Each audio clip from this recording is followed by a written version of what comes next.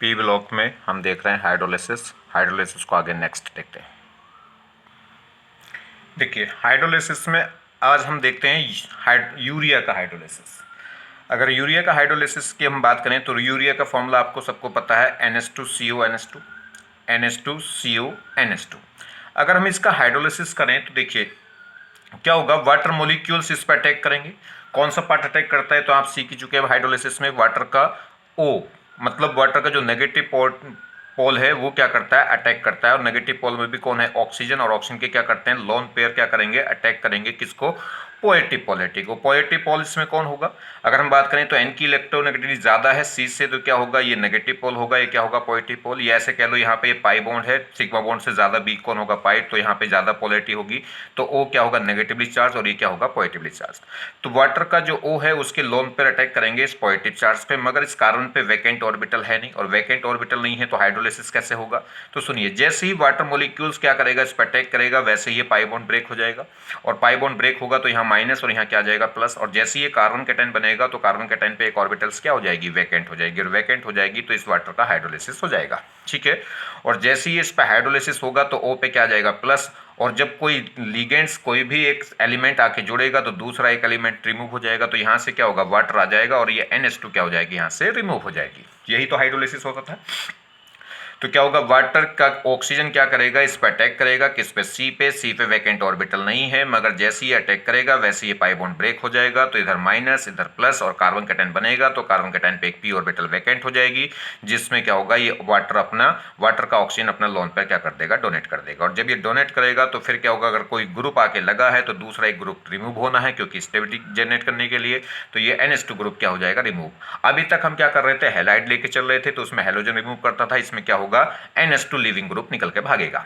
चलिए फाइनली हम मैकेनिज्म नहीं देख रहे हैं, हम फाइनल प्रोडक्ट देख रहे हैं। तो फाइनल प्रोडक्ट में अगर हम बात करें तो किस टाइप से होगा, देखिए तो ये पहले स्टेप में क्या होगा, एक NH2 भाग गया, फिर दोबारा से फिर क्या होगा, फिर इसमें क्या होगा, हाइड्रोलिसिस होगा, और आपके क्या होगा, ये वाला NH2 निकल के भाग जाएगा। तो कितने वाटर मॉलिक्यूल अटैक होंगे इस पे, 2 वाटर मॉलिक्यूल अटैक होंगे। एक वाटर मॉलिक्यूल इस वाले NH2 को रिमूव करा देगा, और दूसरा मॉलिक्यूल इस वाले NH2 को रिमूव करा देगा। तो इसमें 2 NH2 ग्रुप क्या होंगे, रिमूव, तो 2 वाटर मॉलिक्यूल क्या कर देंगे, अटैक करेंगे, तो 2 वाटर मॉलिक्यूल ऐड होंगे। अब कैसे फाइनल अगर रिजल्ट देखें तो फाइनल प्रोडक्ट क्या हो रहा होगा, तो किस टाइप से ब्रेक होगा, इधर आएगा माइनस, इधर आएगा प्लस, तो माइनस की तरफ तो कौन जाएगा, H प्लस, और प्लस की तरफ कौन जाएगा, OH माइनस। ऐसे यहाँ पे इधर माइनस होगा, इधर प्लस, तो माइनस की तरफ तो जुड़ जाएगा H प्लस, और प्लस की तरफ जुड़ जाएगा OH माइनस। और ये सिंगल बॉन्ड है तो एक सिंगल बॉन्ड ब्रेक होगा तो सिंगल वाटर मॉलिक्यूल, और सिंगल बॉन्ड ब्रेक होगा तो सिंगल वाटर मॉलिक्यूल। तो ये 2 वाटर मॉलिक्यूल ऐड होंगे, एक इधर और एक इधर। किस टाइप से ऐड होंगे, H जाएगा माइनस वाले पार्ट पे, और प्लस कहाँ जाएंगे, पॉजिटिव वाले पार्ट पे। क्लियर। तो वाटर का जो OH आयन है वो कहाँ चला जाएगा, पॉजिटिव पे, और वाटर का जो H आयन है वो कहाँ चला जाएगा, नेगेटिव पार्ट पे। तो फाइनली बस यहाँ से ये ब्रेक हो जाएगा। तो ये क्या बन जाएगी, NH3। ये देखिए ये भी क्या बन जाएगा, NH3, तो 2 मॉलिक्यूल NH3 निकल जाएगी, और ये क्या बन जाएगा, CO और OH, तो यहाँ से क्या बन जाएगा, H2CO3। 2 H हो गए, एक C हो गया, 3 ऑक्सीजन हो जाएंगे, तो क्या बन जाएगा, H2CO3 कार्बोनिक एसिड। अब समझिए ये फाइनल प्रोडक्ट हुआ, मगर क्या होगा अगर हम बात करें तो ये क्या है, कार्बोनिक एसिड, ये वीक एसिड है, ये एक एसिड है, और ये क्या अमोनिया क्या है, एक बेस है। तो एसिड और बेस आपस में क्या होंगे, न्यूट्रलाइजेशन कर लेंगे, न्यूट्रलाइजेशन कर लेंगे तो ये क्या होंगे, आपस में रिएक्शन तुरंत क्या हो जाएंगे, न्यूट्रलाइज हो जाएंगे, और न्यूट्रलाइज होकर क्या बना देंगे, अमोनियम कार्बोनेट। ये तीनों मॉलिक्यूल्स आपस में कंबाइन हो जाएंगे, और कंबाइन होकर क्या बना देंगे, अमोनियम कार्बोनेट। क्लियर। NH4 का होल ट्वाइस CO3। क्यों करा ऐसा, क्योंकि ये क्या है, एक एसिड है, और वो क्या है, अमोनिया क्या होती है, बेसिक नेचर की होगी, तो एसिड बेस तुरंत क्या हो जाएंगे, न्यूट्रलाइज। और मैंने आपको बताया था जहां भी न्यूट्रलाइजेशन होगी वो रिएक्शन होगी। क्लियर होगी बात। तो ये क्या बना देगा, अमोनियम कार्बोनेट। तो जो फाइनल प्रोडक्ट है वो क्या बनेगा, अमोनियम कार्बोनेट। तो अमोनिया का हाइड्रोलिसिस करके क्या बनेगा, अमोनियम कार्बोनेट बनेगा। बना तो अमोनिया था और कार्बोनिक एसिड बना था, मगर एसिड और बेस आपस में न्यूट्रलाइज करके किस फॉर्म में आ जाते हैं, अमोनियम कार्बोनेट के फॉर्म में। तो इसका जब हाइड्रोलिसिस करेंगे तो पहली बात तो अमोनिया का जब हाइड्रोलिसिस कर रहे हैं तो कितने वाटर मॉलिक्यूल यूज हो रहे हैं, 2 वाटर मॉलिक्यूल यूज हो रहे हैं, और क्या हो रहा है, NH2 ग्रुप क्या हो रहा है, रिमूव हो रहा है। और फाइनल प्रोडक्ट क्या बन रहा है, अमोनिया और कार्बोनिक एसिड, मगर ये एसिड बेस है तो न्यूट्रलाइजेशन करके क्या बना देंगे, अमोनियम कार्बोनेट। क्लियर।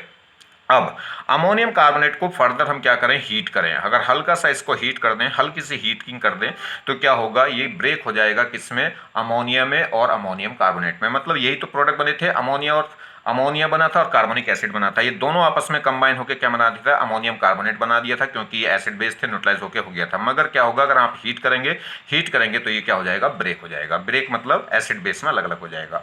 और ये जो कार्बोनिक एसिड है ये वीक एसिड है, और साथ में वीक एसिड भी है, और साथ में क्या होता है, ये लेस स्टेबल होता है। ये हल्की सी हीटिंग करते ही क्या हो जाता है, डीकम्पोज हो जाता है।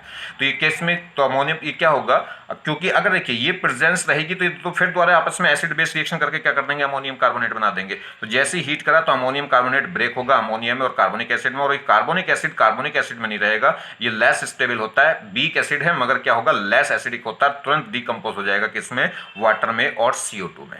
तो ध्यान रखना है, ये कार्बोनिक एसिड क्या होता है, वीक लेस स्टेबल होता है। तो ये क्या होगा, हल्की सी हीटिंग करते ही डीकम्पोज हो जाता है और किस फॉर्म में रुकता है, वाटर में और CO2 बना देता है। क्लियर हो गई बात।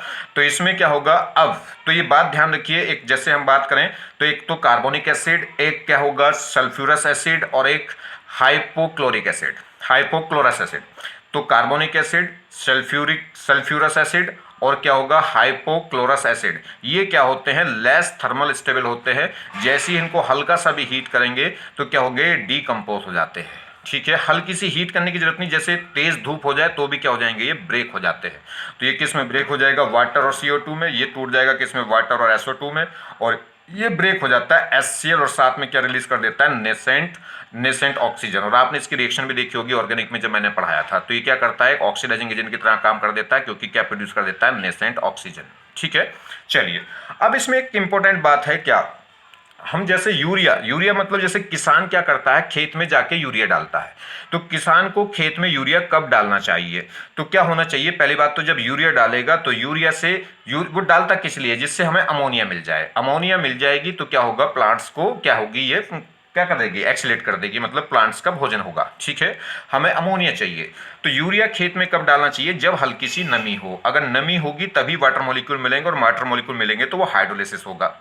ठीक, मगर हाइड्रोलिसिस होकर क्या बनेगा, अमोनिया बनेगी और कार्बोनिक एसिड बनेगा, और अमोनिया और कार्बोनिक एसिड न्यूट्रलाइजेशन होकर तुरंत क्या बना देते हैं, अमोनियम कार्बोनेट। अभी भी अमोनिया नहीं मिली, तो हल्की सी क्या होनी चाहिए, उमस होनी चाहिए।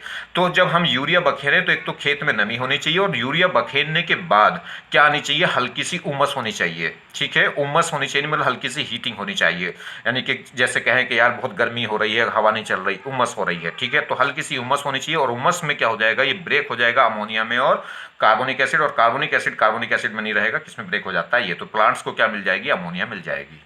क्लियर होगी बात। तो अगर हम क्या करें, तो पहली बात तो खेत में यूरिया तब डालते हैं जब क्या हो जाए, खेत में नमी हो, यानी कि उसको 2-3 दिन पहले पानी लगाया गया हो खेत में, या फिर क्या हो जाए कि 2-3 दिन पहले बारिश हुई हो, तब जाके हम यूरिया बखेरते हैं। और एक और बात, यूरिया बखेरने के बाद क्या होना चाहिए, उसके बाद क्या है, मौसम ठंडा नहीं होना चाहिए, उसके बाद हल्की उमस होनी चाहिए, जिससे क्या हो जाए, वो डीकम्पोज हो जाए। ठीक है, कौन, अमोनियम कार्बोनेट। अगर मान लीजिए यूरिया बखेरने के तुरंत बाद क्या हो जाए, बारिश हो जाए, तो फिर इसका कोई बेनिफिट होगा नहीं, क्योंकि उमस होगी नहीं तो अमोनियम कार्बोनेट अमोनिया में टूटेगा नहीं, और अमोनिया में नहीं टूटेगा तो प्लांट्स को अमोनिया नहीं मिलेगी। ठीक है, तो उस यूरिया का क्या हो जाएगा, बखेरना वेस्ट हो जाएगा उसका। चलिए नेक्स्ट, अब नेक्स्ट देखते हैं हाइड्रोलिसिस किसका, एक कैल्शियम कार्बाइड। कैल्शियम कार्बाइड का हाइड्रोलिसिस नहीं हमें देखना है कैल्शियम साइनामाइड का हाइड्रोलिसिस हमें देखना है। मगर देखते हैं पहले कि कैल्शियम साइनामाइड क्या है, कैल्शियम साइनामाइड बनेगा कैसे। तो हम क्या करेंगे, कैल्शियम कार्बाइड की रिएक्शन अमोनिया से कराते हैं अप टू 1000 केल्विन। ठीक है, अप्रोक्सीमेट कितना, 1000 केल्विन टेम्परेचर पर हम रिएक्शन कराएंगे कैल्शियम कार्बाइड की अमोनिया से। तो ये क्या बनता है, कैल्शियम साइनामाइड। ठीक है, ये बनेगा कैल्शियम साइनामाइड।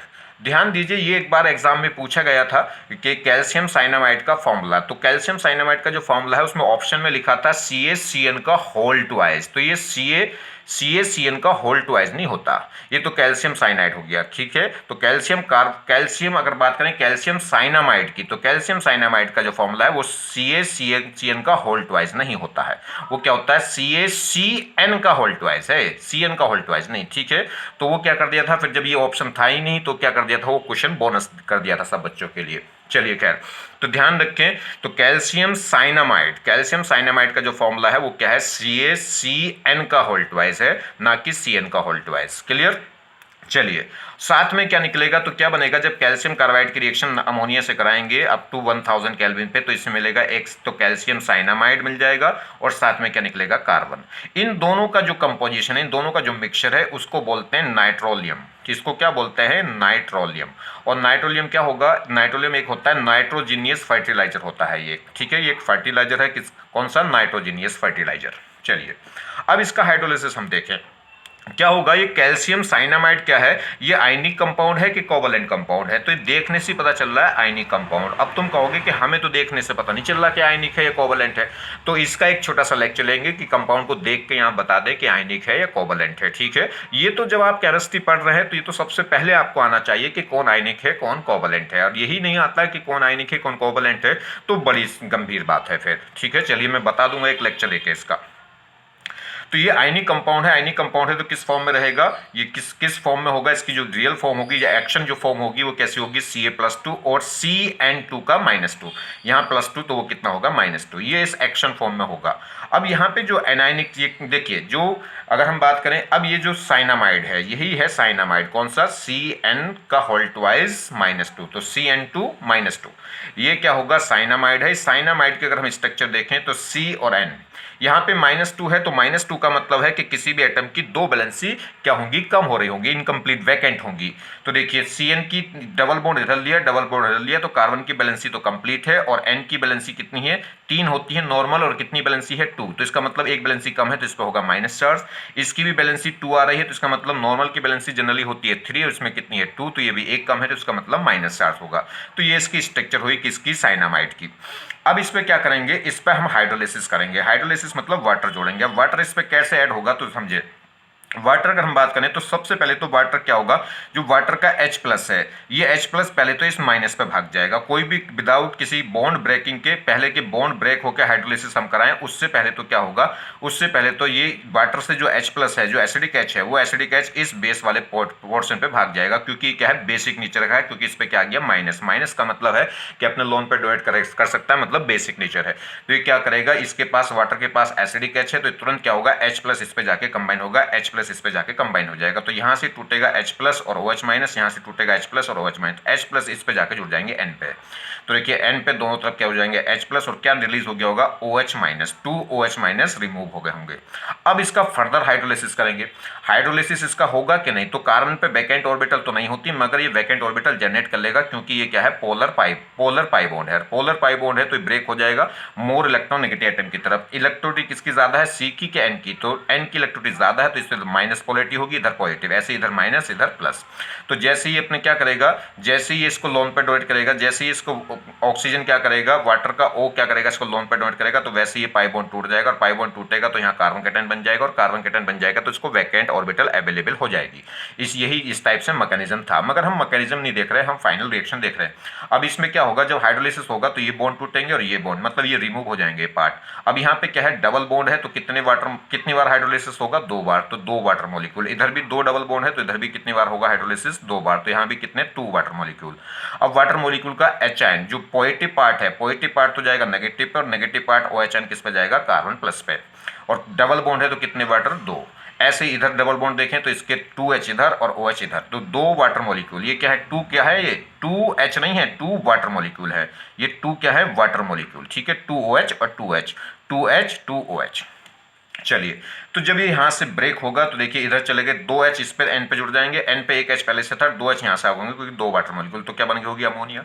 सेम कहानी यहाँ पे N पे एक H है, 2H यहाँ से आए होंगे तो क्या हो गई होगी, एक अमोनिया। और ये क्या होगा, इस C पे कितने OH लगे होंगे, 4 OH लगे होंगे। और जब कार्बन पे 4 OH लग गए होंगे तो हाथों हाथ क्या हो जाएगा, इंट्रामोलिकुलर कंडेंसेशन हो जाएगी, तुरंत वाटर मॉलिक्यूल रिमूव होकर बाहर भाग जाएगा।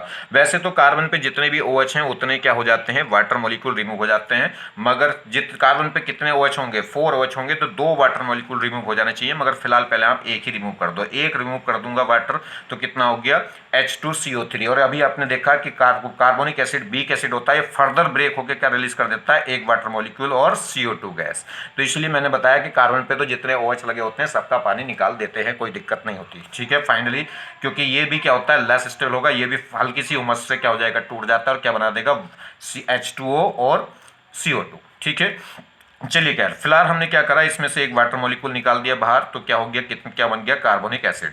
तो फिलहाल अगर मैं वाटर की बात पूछूं तो कितने वाटर मॉलिक्यूल यूज हुए, 2 वाटर मॉलिक्यूल यहाँ यूज हो गए और 4 वाटर मॉलिक्यूल यहाँ यूज हो गए, तो कितने हो गए, 6, मगर एक वाटर मॉलिक्यूल बाहर निकल गया है, तो कितने यूज हो गए, 5 वाटर मॉलिक्यूल नॉर्मली यूज हुए हैं। चलिए खैर, अब बात करें, ये एसिड है, कार्बोनिक एसिड, ये एसिड है, ये क्या है, बेस है, ठीक है, ये एसिड और ये बेस, मगर यहां से साथ में ये अमोनिया निकली, कार्बोनिक एसिड निकला, वाटर निकला और साथ में ये भी तो निकला था पहले स्टेप में, देखिए कौन, OH माइनस।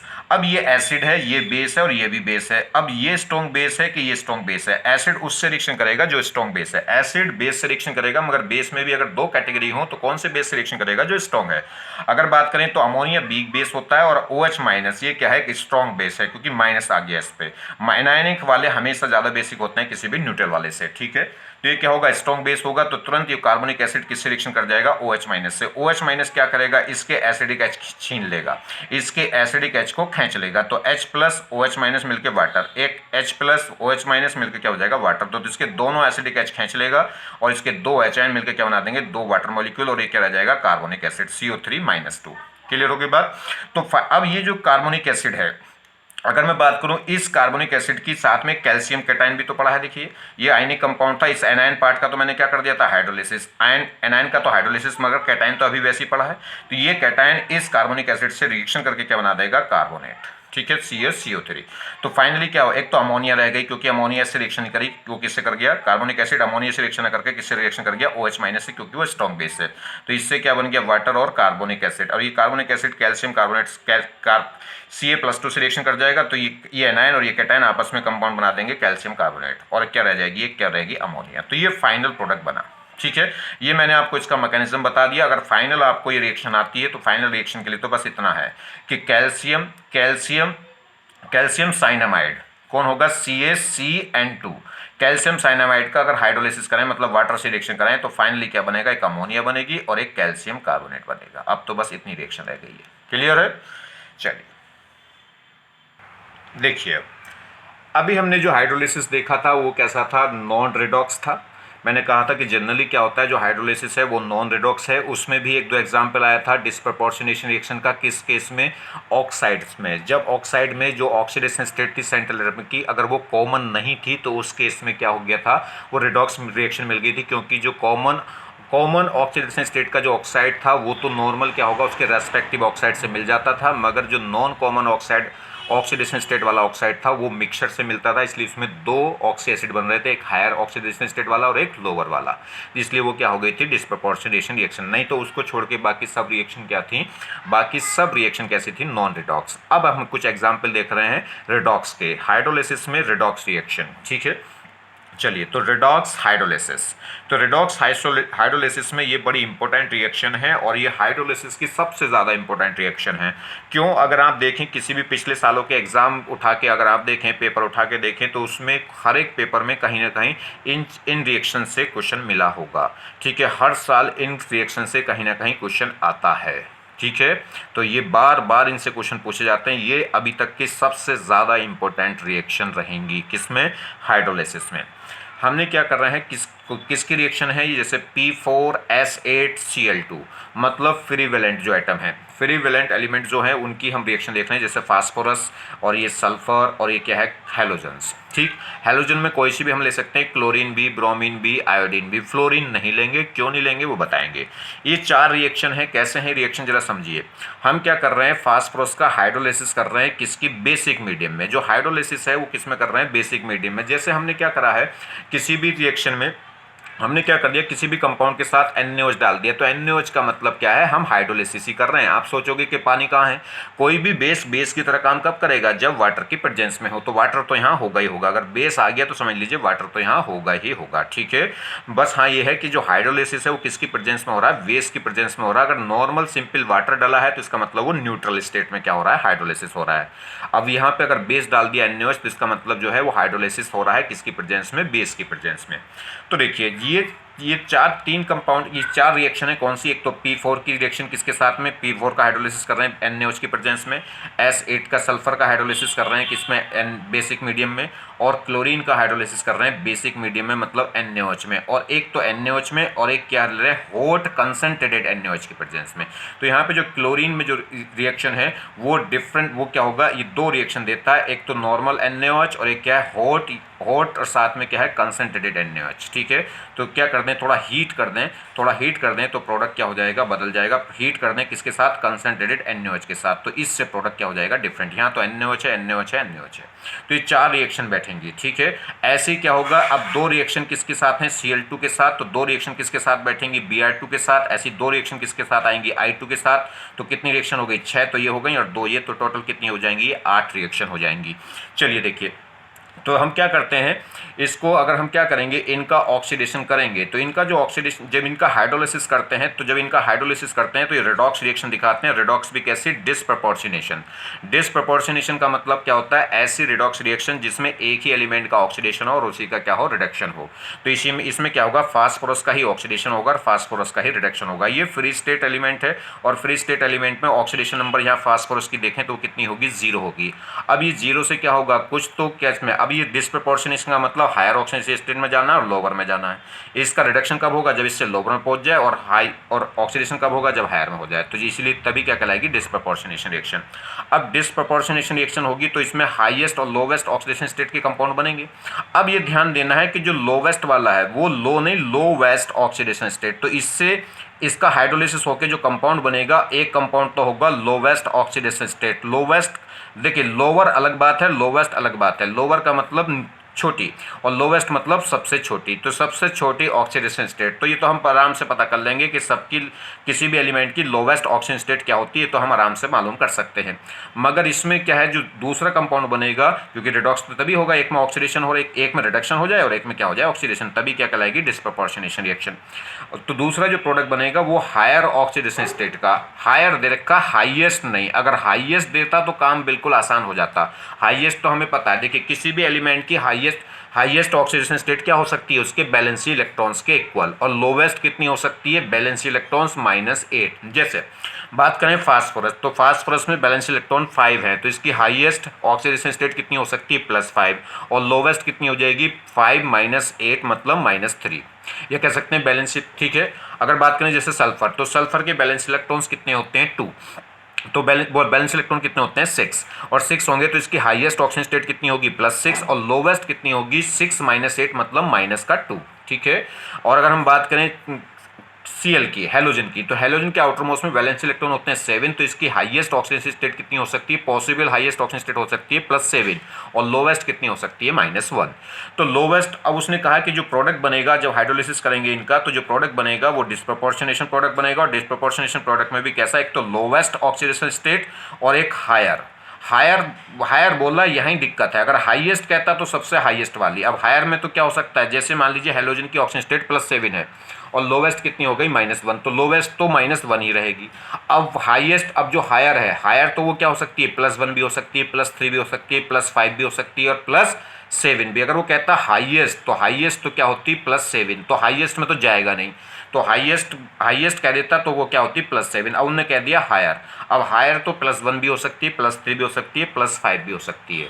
ये बड़ी दिक्कत है। तो लोवेस्ट में तो कोई दिक्कत है नहीं। लोवेस्ट तो क्या होगा, तो सल्फर की लोवेस्ट ऑक्सीडेशन स्टेट कितनी होगी, -3, और -3 वाला क्या बन जाएगा, एसिड। यही तो होता था जब हम क्या कर रहे हैं, हाइड्रोलिसिस करते हैं, तो उनके रेस्पेक्टिव क्या बन जाते हैं, एसिड बन जाते हैं। उनके रेस्पेक्टिव क्या बन जाते हैं, एसिड।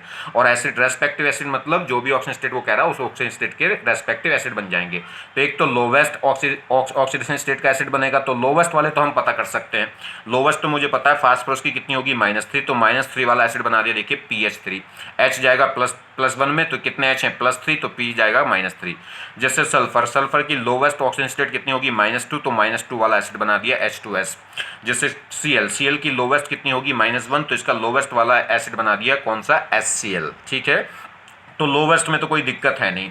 अब ये हायर कह रहा है, हायर में कौन सा बनाऊं? अब प्लस फास्फोरस की हायर क्या है, +1 हो सकती है, +3 हो सकती है और +5। +5 तो हाईएस्ट हो जाएगी, तो वो +5 वाली तो आएगी नहीं। हाईएस्ट की तो बात करता, अगर +5 हो सकती होती तो फिर तो वो हायर क्या कहता, हाईएस्ट कहता, हायर ना कह के। तो अब ये बड़ी दिक्कत है, तो यहाँ कैसे पहचाने, क्योंकि कई कई पॉसिबिलिटी हैं।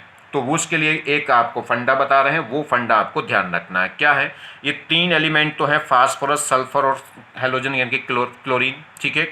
तो इसमें इसको हम याद रखिए फसल, PSlCl, ठीक है। तो ये क्या हो गया, फास्फोरस, सल्फर और क्लोराइड। इसको हम कैसे याद रख सकते हैं, फसल मतलब F मतलब हो गया PS मतलब हो गया सल्फर और L मतलब Cl। तो इसे याद रखिए फसल। और फसल में याद रखिए, फसल में एक नंबर याद रखिए, फसल में रखिए 12 15। 12 15, 12 15 क्या है जी, ये समझिए। F के लिए तो क्या हो गया, F के लिए तो हो गया ये 1, और S के लिए कितना हो गया, S के लिए कितना हो गया 2, ठीक है। और L के लिए 1 और 2, L के लिए 2 क्यों, क्योंकि L की रिएक्शन 2, सी क्लोरीन की जो रिएक्शन है वो 2 बार हो रही है। अगर नॉर्मल NaOH से हो रही है तो क्या रखना है 1, और अगर किससे हो रही है, कंसंट्रेटेड हॉट कंसंट्रेटेड NaOH से हो रही है तो क्या लेंगे 5। तो ये क्या है, ये 12 15 क्या है, ये 12 15 इनकी हायर ऑक्सीडेशन स्टेट है। कि फास्फोरस कौन सी हायर ऑक्सीजन स्टेट में जाएगा, +1 में। सल्फर कौन सी हायर ऑक्सीजन स्टेट का एसिड बनाएगा, +2 वाला। और क्लोरीन क्या है, क्लोरीन कौन सी हायर ऑक्सीजन स्टेट वाला एसिड बनाएगा, अगर वो नॉर्मल NaOH है तो +1 वाला, और हॉट कंसंट्रेटेड NaOH है तो +5 वाला। तो ये ध्यान रखना, फसल में 12 15। तो फसल का नंबर याद रख लो 12 15। अगर देखिए तो फसल, अगर P की बात करें तो P में +1 वाली ऑक्सीजन स्टेट वाला एसिड कौन होगा, इसका ऑक्सीजन एसिड कौन होगा, H3PO2। H3PO2 की ऑक्सीजन नंबर निकालेंगे फास्फोरस की तो कितनी आएगी 1। तो इस P के केस में तो हायर ऑक्सीडेशन स्टेट वाला जो एसिड है वो कौन बन जाएगा, H3PO2। अगर सल्फर की बात करें तो सल्फर में कौन सा एसिड बनेगा, ऑक्सीडेशन स्टेट 2 वाला, और 2 वाला है तो 2 वाला कौन सा होता है, H2S2O3। ध्यान दीजिए, मैंने आपको पीछे भी बताया था कि सल्फर की ऑक्सीजन स्टेट जब +2 आती है तो +2 जब भी आएगी जब हमें 2 सेंट्रल एटम लेने पड़े, 2 सल्फर लेने पड़े, नहीं तो +2 वाला कंपाउंड एग्जिस्ट नहीं करता किसमें, ऑक्सी एसिड ऑफ सल्फर में। तो ये हुआ H2S2O3। तो ये क्या हो गया, सल्फर का ऑक्सी एसिड होता है, कौन से ऑक्सी एसिड वाला, +2 वाला। अब Cl की बात करें तो Cl में अगर +1 वाला +1 ऑक्सीडेशन स्टेट वाला एसिड लेना तो कौन होगा, HCl। देखिए 1 वाला लेंगे तो HCl, 2 वाला लेंगे तो HClO2, 3 वाला लेंगे तो 1 वाला लेंगे तो HClO, फिर 3 वाला लेंगे तो HClO2, 5 वाला लेंगे तो HClO3, और 7 वाला लेते हैं तो HClO4 हो जाता है। फिलहाल 1 वाला लेना है तो कितना होगा HClO, अगर 5 वाला लेना है तो कितना हो जाएगा HClO3। क्लियर, एक O है तो 1 वाला है, 2 O है तो 3 वाला है, 3 O है तो 5 वाला है, और 4 O है तो इसका मतलब कौन सी ऑक्सीजन स्टेट वाला है, +7 वाला। तो ये ध्यान रखना है, फसल 12 15। नंबर भी याद रखिए, अगर आप 12 15 में कंफ्यूज हो जाओ कि 15 12 था कि 12 15 था, तो ध्यान रखना छोटा नंबर पहले था, 12 पहले था, 15 बाद में था। चलिए अब इसको देखें, तो इसमें क्या होगा, इसमें जब भी हम क्या करेंगे, P4 का हाइड्रोलिसिस कराएंगे बेसिक मीडियम में, तो क्या होगा, इसका क्या हो जाएगा, डिस्प्रपोर्शनेशन हो जाएगा। और डिस्प्रपोर्शनेशन में क्या होगा, एक तो लोवेस्ट ऑक्सीडेशन स्टेट वाला एसिड बनेगा और एक हायर, और हायर में इसमें फसल में कौन सा बनेगा, F में कौन सा बनेगा, 1 वाला, क्योंकि 12 था, 12 मतलब 1 इसका और 2 इसका, और उसमें कितना था 1 और 5। चलिए तो 1 वाला बन जाएगा, तो 1 वाला हायर एसिड कौन सा हो जाएगा, H3PO2। बात करें इसकी तो इसमें लोवेस्ट वाला तो हमने बना ही दिया, लोवेस्ट तो कितनी होगी, सल्फर की -2। और हायर में कौन सा रखना है इसमें, अब हायर में सल्फर में कौन सा वाला बनाना है, तो +2 वाला बनाना है कि +4 वाला बनाना है कि +6 वाला बनाना है। +6 वाला तो बनेगा नहीं, क्योंकि अगर +6 वाला बनता तो हाईएस्ट कहता। तो इसमें ध्यान रखना है कि सल्फर में लोवेस्ट तो हमें पता है फिक्स होता है -2, मगर हायर क्या है, हायर तो +2 भी हो सकती है और +4 भी हो सकती है और +6 भी हो सकती है। तो कौन सी लेके चलेंगे, ये फसल, तो देखिए 1 2 1 और 2, तो इसमें कौन सी हायर ऑक्सीजन स्टेट वाला बनेगा, +2 वाला। तो +2 वाला सल्फर का ऑक्सी एसिड बना दिया, क्या हो गया, H2S2O3। नेक्स्ट क्लोरीन में देखिए लोवेस्ट वाला तो बन ही गया, लोवेस्ट तो क्लोरीन की ऑक्सीजन स्टेट कितनी होगी, -1, तो -1 वाला तो बन गया HCl। हाईएस्ट वाला बनाना है तो हायर वाला कौन सा होगा, हायर वाला कौन सा होगा, इसमें 1 भी हो सकता है, 3 भी हो सकता है, 5 भी हो सकता है। तो कौन सी हायर का बनाना, अगर ये मैंने बताया था इसमें वो तो हो गया 12 नंबर, ये हो गया 15 मतलब इसके लिए 1 और इसके लिए 5। तो इसमें हायर जो होगा वो कौन सा होगा, +1 वाला, तो +1 वाला ऑक्सी एसिड बना दीजिए HClO। और अगर हम बात करेंगे हॉट कंसनट्रेटेड NaOH की, तो फिर इसमें रिएक्शन क्या हो जाएगी, इसमें रिएक्शन क्या, लोवेस्ट तो हमें पता ही है कितना, -1, और -1 वाला एसिड तो हो गया HCl। हायर वाला इसमें कौन सा लेना है, तो हायर वाला इसमें लेना है, अगर हॉट कंसनट्रेटेड NaOH है तो इसमें जो हायर है वो कितनी होगी, +5, मतलब 15, 15 का 5, तो इसमें 5 वाला लेना, तो 5 वाला ऑक्सी एसिड कौन हो जाएगा, HClO3। क्लियर, ये प्रोडक्ट इसमें बन गए। अब जरा इंपॉर्टेंट बात और क्या है, ये प्रोडक्ट क्या यहीं रहेंगे, ये प्रोडक्ट बदलेंगे, फाइनल प्रोडक्ट ये नहीं है, फाइनल प्रोडक्ट ये नहीं है। क्यों, क्योंकि जो रिएक्शन है ये बेस की प्रेजेंस में हो रही है, और बेस की प्रेजेंस में हो रही तो बेस से OH- तो मिल गया, उस OH- ने तो हाइड्रोलिसिस करा दिया। अब ये जो Na+ है तो ये क्या होंगे, ये एसिड है, देखिए ये भी एसिड है, ये भी एसिड है, ये भी एसिड है, ये भी एसिड है, बीक एसिड है कि स्ट्रॉन्ग एसिड, इससे मतलब नहीं है, ये भी बीक एसिड है, ये भी बीक एसिड है, ये भी बीक एसिड है, ये थोड़ा स्ट्रॉन्ग एसिड है, ठीक है, ये स्ट्रॉन्ग एसिड है, ये स्ट्रॉन्ग एसिड है, ये एसिड है, मतलब है कि एसिड है कि नहीं, तो ये भी एसिड, ये भी एसिड, ये भी एसिड, ये एसिड, एसिड एसिड एसिड, और ये बेस है PH3। PH3 क्या होता है, बेसिक नेचर का होता है, P अपने लोन पर डोनेट करके क्या करता है, H+ को एक्सेप्ट करता है, तो इसमें नेचर बेसिक होती है। तो जो बेस तो बेस से रिएक्शन नहीं करेगा, मगर जितने भी एसिड हैं वो सब क्या करेंगे, इस बेस के साथ रिएक्शन करके क्या बना देंगे, सॉल्ट। तो इसमें जो फाइनल प्रोडक्ट है वो H3PO2 नहीं होगा, ये एसिड नेचर है, और इस बेस से रिएक्शन करके क्या बना देगा, सॉल्ट। अब इसके पास कितने एसिडिक H होते हैं, H3PO2 के पास केवल एक ही एसिडिक H होता है। अगर H3PO3 की बात करूं तो उसके पास 2 एसिडिक H होते हैं, और अगर बात करें H3PO4 तो उसके पास 3 एसिडिक H हो जाते हैं। तो ध्यान रखना इसके पास एसिडिक H कितना है, इसके पास एसिडिक H होता है 1। कौन क्या है ये, हाइपो सल्फ्यूरस एसिड है, ठीक है, वो हाइपोफॉस्फोरस एसिड। तो इसके पास एक ही एसिडिक H होगा, तो एक एसिडिक H रिप्लेस हो जाएगा किससे, सोडियम से। तो ये बन जाएगा, इसमें जो फाइनल प्रोडक्ट होगा वो ये होगा NaH2PO2। एक H रिप्लेस हो जाएगा सोडियम से, क्या बन जाएगा, सॉल्ट। सेम कहानी इसमें, ये भी क्या एसिड है, तो इस बेस से रिएक्शन कर जाएगा NaOH से, और इसके पास कितने, दोनों के दोनों H क्या होते हैं, एसिडिक होंगे, और दोनों के दोनों H एसिड होंगे, तो दोनों एसिडिक H रिप्लेस हो जाएंगे, और क्या बन जाएगा, सॉल्ट, Na2H2O3। और ये क्या है, ये एक इंपॉर्टेंट कंपाउंड है, हाइपो। ये क्या होता है, Na2SO3 एक इंपॉर्टेंट कंपाउंड है, हाइपो, और ये इसका बहुत ज़्यादा यूज़ होता है, मैं बताऊंगा अभी इसको। तो ये एक इंपॉर्टेंट कंपाउंड है, क्या बन जाता है इसमें, हाइपो बन जाता है, और ये क्या है, एक रिड्यूसिंग एजेंट होता है। नेक्स्ट देखिए इसमें, तो ये HClO बना, और ये क्या एसिड है, तो ये भी क्या करेगा, बेस से रिएक्शन करके क्या करेगा, अपने एसिडिक H को रिप्लेस करके क्या बना देगा, सॉल्ट, तो NaClO बन जाएगा। और एक इस ये भी एसिड है, तो इसमें भी एसिडिक H है, ये एसिडिक H निकल के क्या बना देगा, NaClO3। तो फाइनल प्रोडक्ट ये होगा, ये भी एसिड था तो HCl क्या करेगा, NaOH से रिएक्शन करके क्या बना देगा, NaCl। ये भी क्या है, HCl क्या बना देगा, NaCl। ये भी एसिडिक H रिमूव होकर क्या बन जाएंगे, N2S, ठीक है। ये बेस है तो ये क्या होगा, सॉल्ट में कन्वर्ट नहीं होगा। तो इसमें क्या होगा, अगर बात करें फॉस्फोरस में, तो क्वेश्चन ऐसे भी पूछ सकता है कि किसमें दोनों सॉल्ट बनेंगे, तो फॉस्फोरस में एक बेस बनेगा और एक सॉल्ट, इसमें दोनों सॉल्ट में कन्वर्ट हो जाएंगे, इसमें भी दोनों सॉल्ट में कन्वर्ट हो जाएंगे, इसमें भी दोनों सॉल्ट में क्या हो जाएंगे, कन्वर्ट हो जाएंगे। क्लियर होगी बात। अब इसमें इंपॉर्टेंट एक और बात ध्यान रखिए कि जो रिएक्शन है इसमें अगर हम ये रिएक्शन देखें तो यहाँ पे Cl2 की जगह हम क्या यूज़ कर सकते हैं, Br2 भी यूज़ कर सकते हैं, और I2 भी। जैसे Cl2 की 2 रिएक्शन है, ऐसे Br2 की भी 2 रिएक्शन होगी, ऐसी I2 की भी 2 रिएक्शन होगी, और कोई चेंज नहीं होगा, बस Cl की जगह क्या लगा देंगे, I, या Cl की जगह क्या लगा देंगे, Br। मगर F2 इसमें यूज़ नहीं कर सकते। क्यों F2 यूज क्यों नहीं कर सकते, क्योंकि F2 का डिस्प्रपोर्शनेशन नहीं हो सकता। F हमेशा केवल और केवल क्या दिखाती है, -1 ऑक्सीडेशन स्टेट। तो ये 0 से -1 में जा सकती है, +1 या +3 या +5 में नहीं जा सकती, क्योंकि इसके पास वैकेंट, पहली बात तो वैकेंट ऑर्बिटल नहीं है, और दूसरी बात क्या है, ये मोस्ट इलेक्ट्रोनेगेटिव एटम होता है। तो ये हमेशा क्या दिखाता है, अगर फ्री वैलेंट में है तो ऑक्सीडेशन नंबर 0, और किसी भी कंबाइंड कंपाउंड में है, सॉल्ट में है, तो इसकी ऑक्सीजन नंबर हमेशा क्या होगी, -1 होगी। तो ये क्या है, प्लस ऑक्सीडेशन स्टेट शो नहीं करता, इसलिए डिस्प्रोपोर्शन नहीं दिखा सकता, इसलिए इस F2 को यहाँ यूज नहीं कर सकते।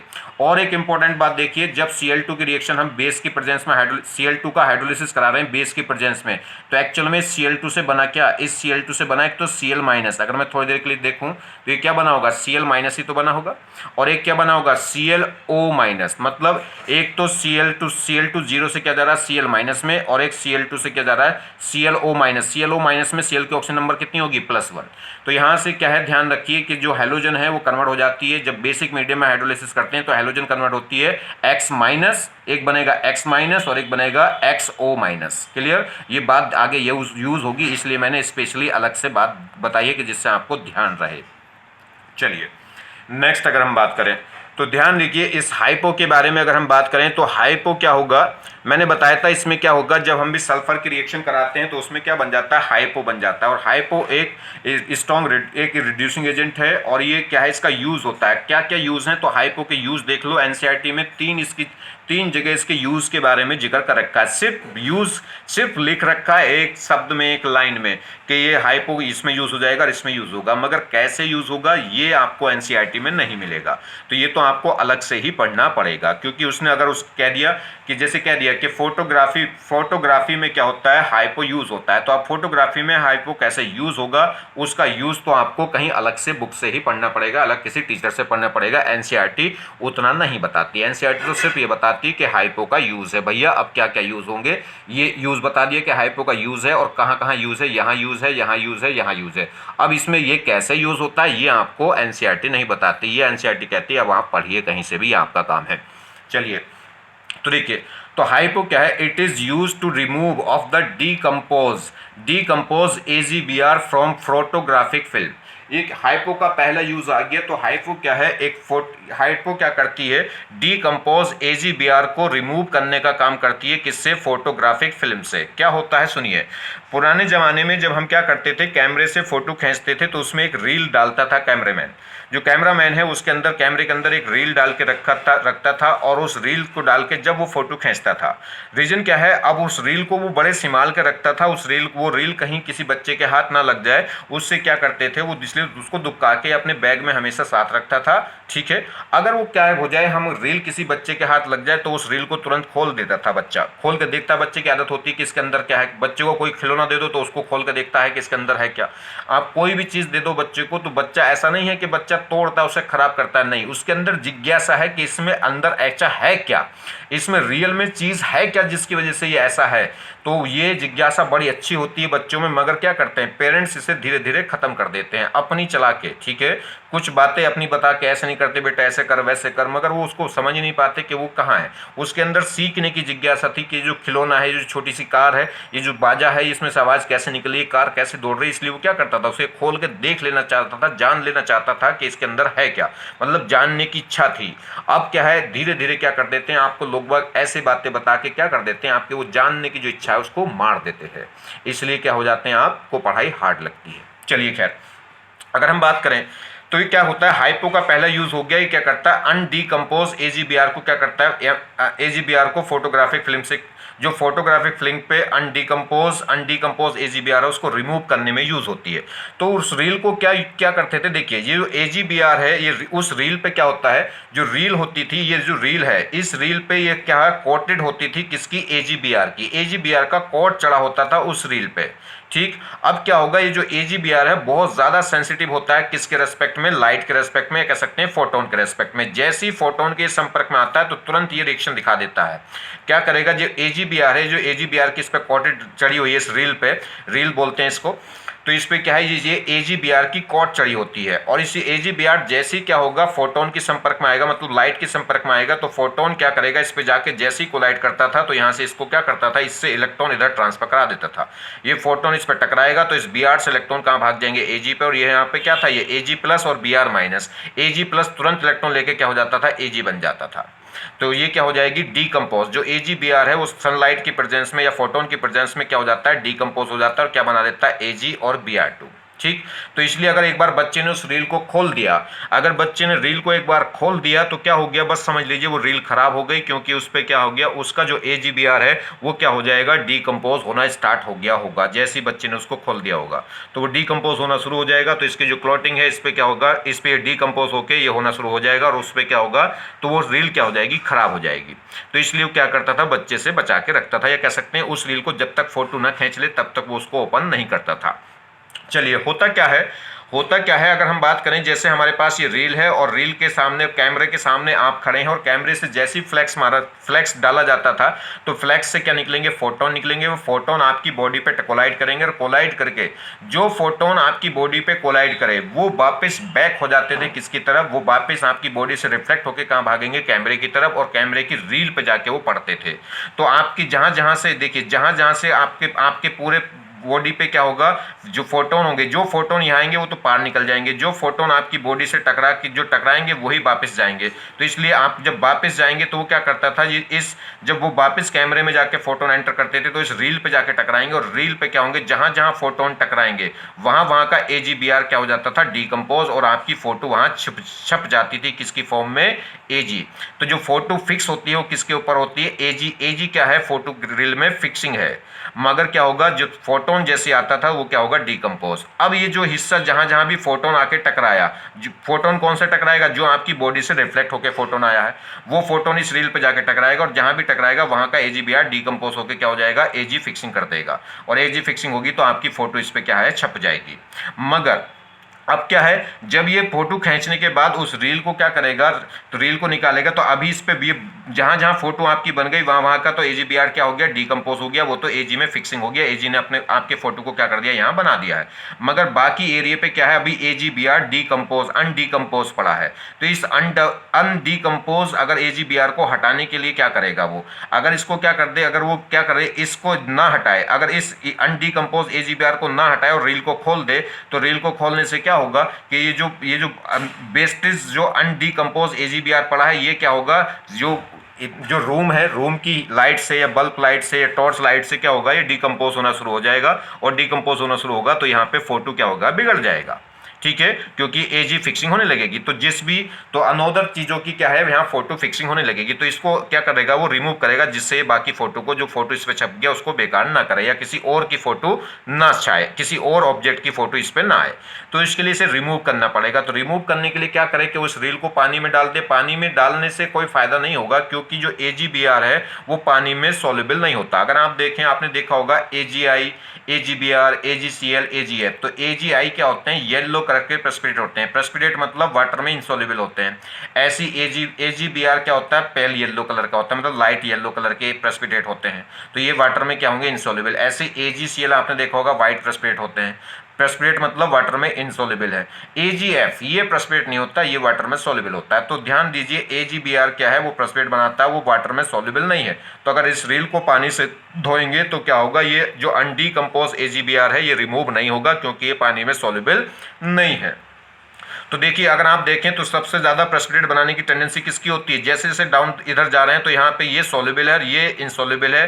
तो प्रेसिपिटेट बनाने की, इससे ज्यादा टेंडेंसी प्रेसिपिटेट बनाने की किसकी है, AGBR। AGF से ज्यादा टेंडेंसी है प्रेसिपिटेट बनाने की AGCL की। AGCL से ज्यादा टेंडेंसी है प्रेसिपिटेट बनाने की AGBR की, और AGBR से ज्यादा टेंडेंसी है प्रेसिपिटेट बनाने की AGI की। या कह सकते हैं, अगर हम बात करें इससे ज्यादा, इससे कम सॉल्युबल ये, इससे कम मतलब इससे ज्यादा सॉल्युबल ये, इससे ज्यादा सॉल्युबल ये, और सबसे ज्यादा सॉल्युबल कौन होगा, AGBR। तो सबसे लेस सॉल्युबल होता है कौन, AGI। तो कह सकते हैं AGI, AGBR और AGCL क्या है, ये प्रेसिपिटेट में कन्वर्ट हो जाते हैं, तो ये वाटर में सॉल्युबल नहीं होते। तो नॉर्मल पानी से तो ये अनडीकम्पोज AGBR हटेगा नहीं। तो क्या करेंगे, फिर इसमें हाइपो डालते हैं। हाइपो क्या होता है, सुनिए, हम क्या करेंगे, एक बाल्टी में पानी रखेंगे और एक बाल्टी में पानी करके उसमें क्या करते हैं, हाइपो के क्रिस्टल उस पानी में डिसॉल्व कर देते हैं। और ये क्रिस्टल क्या होंगे, हाइपो के क्रिस्टल पानी में डिसॉल्व करके रखेंगे। तो अब उसमें क्या होगा, जब इस रील को उस पानी में डालेंगे तो ये जो अनडीकम्पोज AGBR है ये हाइपो से क्या कर लेगा, रिएक्शन कर लेगा। हाइपो क्या होता है, एक गुड, अगर हम बात करें हाइपो क्या होता है, कॉम्प्लेक्सिंग एजेंट होता है। ये गुड कॉम्प्लेक्सिंग एजेंट होता है, क्यों, क्योंकि इसके पास ये एस, देखिए अगर बात करें SO2O3- ये क्या है, एक बेटर लिविंग ग्रुप है, और ये बेटर लिविंग ग्रुप है तो तुरंत क्या करेगा, Ag+ के साथ क्या बना देगा, कॉम्प्लेक्स बना देगा।